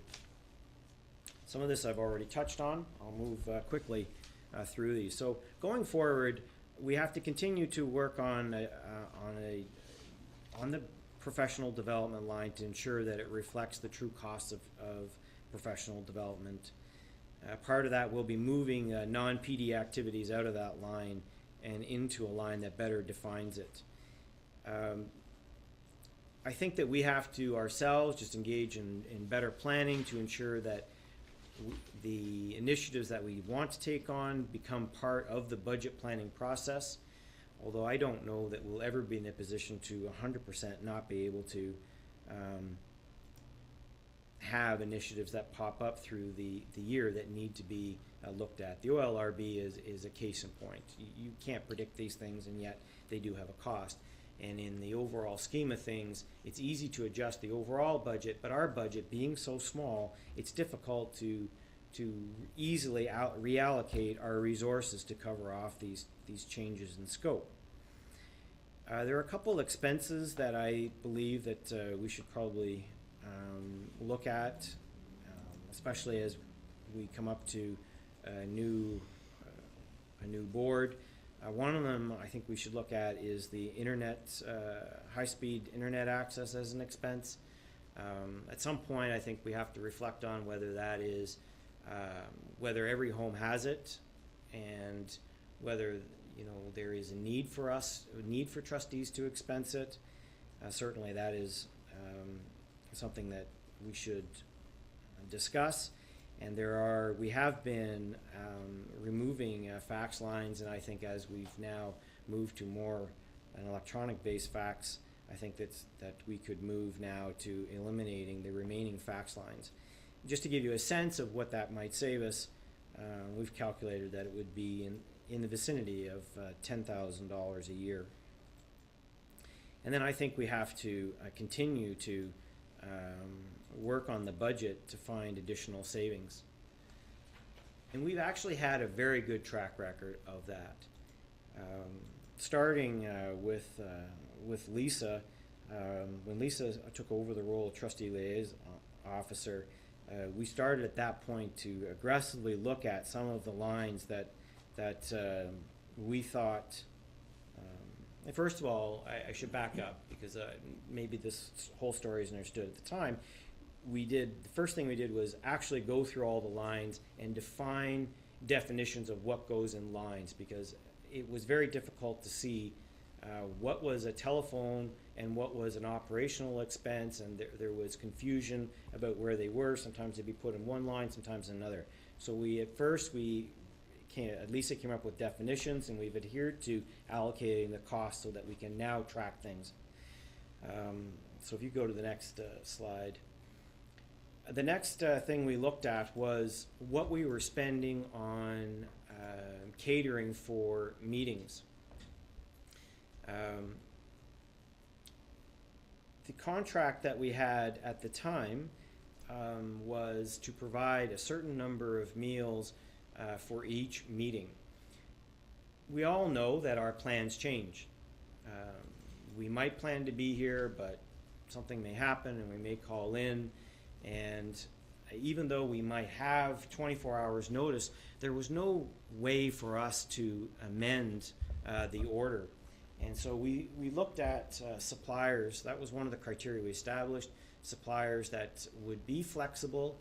Plus, we've also, rather than relying on one supplier, we now have a stable of three currently, and we revolve through them. And not only does that just, I think, add to the variety, but I think it has an impact on the overall cost. So you can see here, we've saved on average of $181 per meeting, which results, if you have 20 meetings, a savings of $3,600 a year. The next area that we looked at was the cost for teleconferencing. I had become aware just through the miracle of advertising that there were less expensive teleconferencing options available, and asked Lisa to investigate. And because we had a contract with Bell at the time, this went back to purchasing. Purchasing then did, on our request, did a full investigation into this and established a new contract with a different supplier, and we dropped the cost of teleconference from 25 cents to 4 cents a minute. Now, just so that you understand, if you phone, tonight we had 2 people phone in, so you're paying 2 times the minute rate. It's not 4 cents a minute for the call, you pay 8 cents. If you have 2, if you have 10, it's 40 cents. So you can see that at 25 cents a minute, a 3-hour meeting, 180-minute meeting, could add up to a fair expense. And we have saved, just one person joining a meeting, we have saved per meeting $37.80.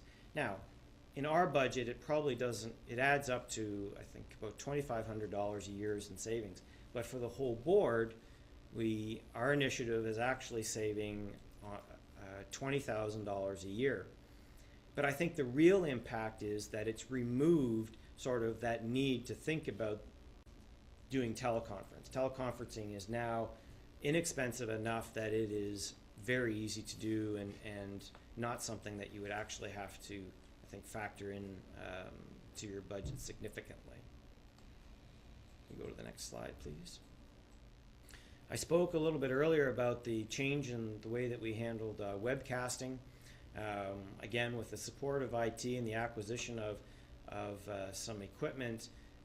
We've reduced the cost of webcasting from $1,700 a meeting to $250 a meeting. That's a saving of $1,400 a meeting. That is a significant saving. On 20 meetings, we're looking at about $30,000 a year. But more significantly, with minimal cost increase, we're going to be able to continue to increase the production value of the meeting. With the previous supplier, when we talked about increasing the production value, that meant more money. We now have the ability to do that in-house at an insignificant cost increase. So I think we, as owners of this budget, have demonstrated that we can meet the challenges of ensuring that our budget better represents what it requires for us to do our job. And by applying that going forward, we should be able to live within the budget that we've set out and meet the operational requirements of trustees. So I'm open to questions, Chair. Thank you very much for that presentation. Comments or questions? Can't believe you're letting them off that easy.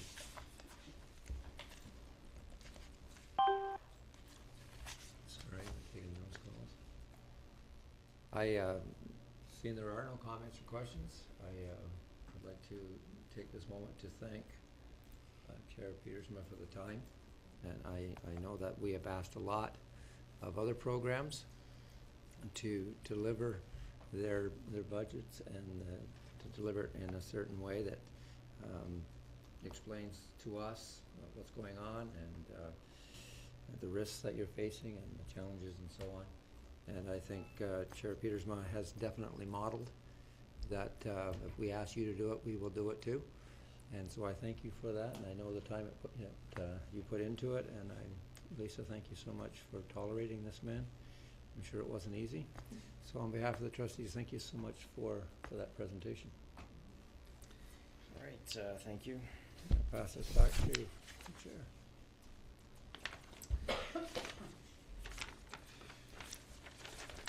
All right, we need a motion to extend. I have to move back into the regular board. Report on the private, we have report on public, no labor.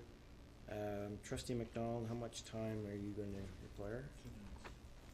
And so probably 15 minutes would be more than enough. So can I have a motion to extend for 15 minutes? Trustee McCray and Trustee McMillan.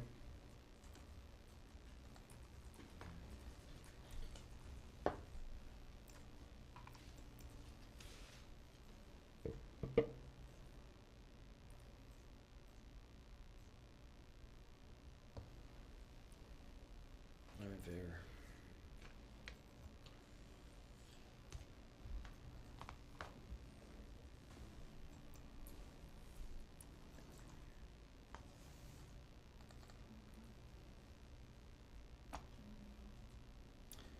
Okay, yeah, everybody in favor? All right, so I need a motion now to move back into regular board. Trustee Swan, Trustee Karkner.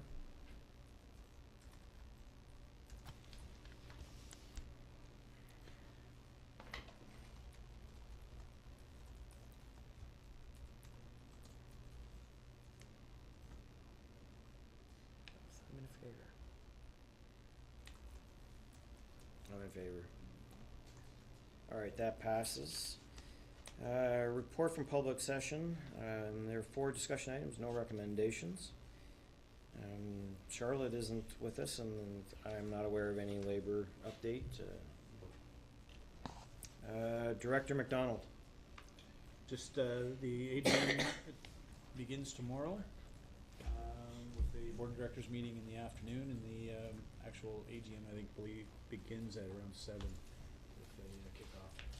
I won't be there, but we'll be well represented with the alternate director trustee Buckland, and trustees McAllister, Carpenter, and yourself, Chair Pearson. Okay,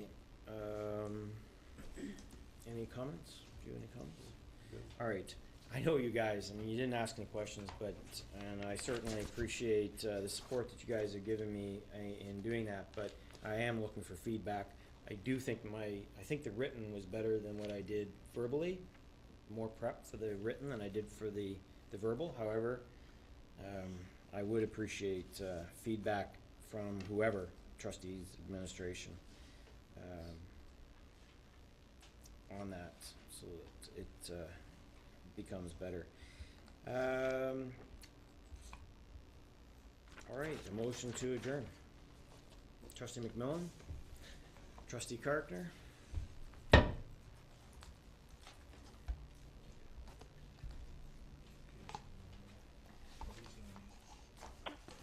He's going.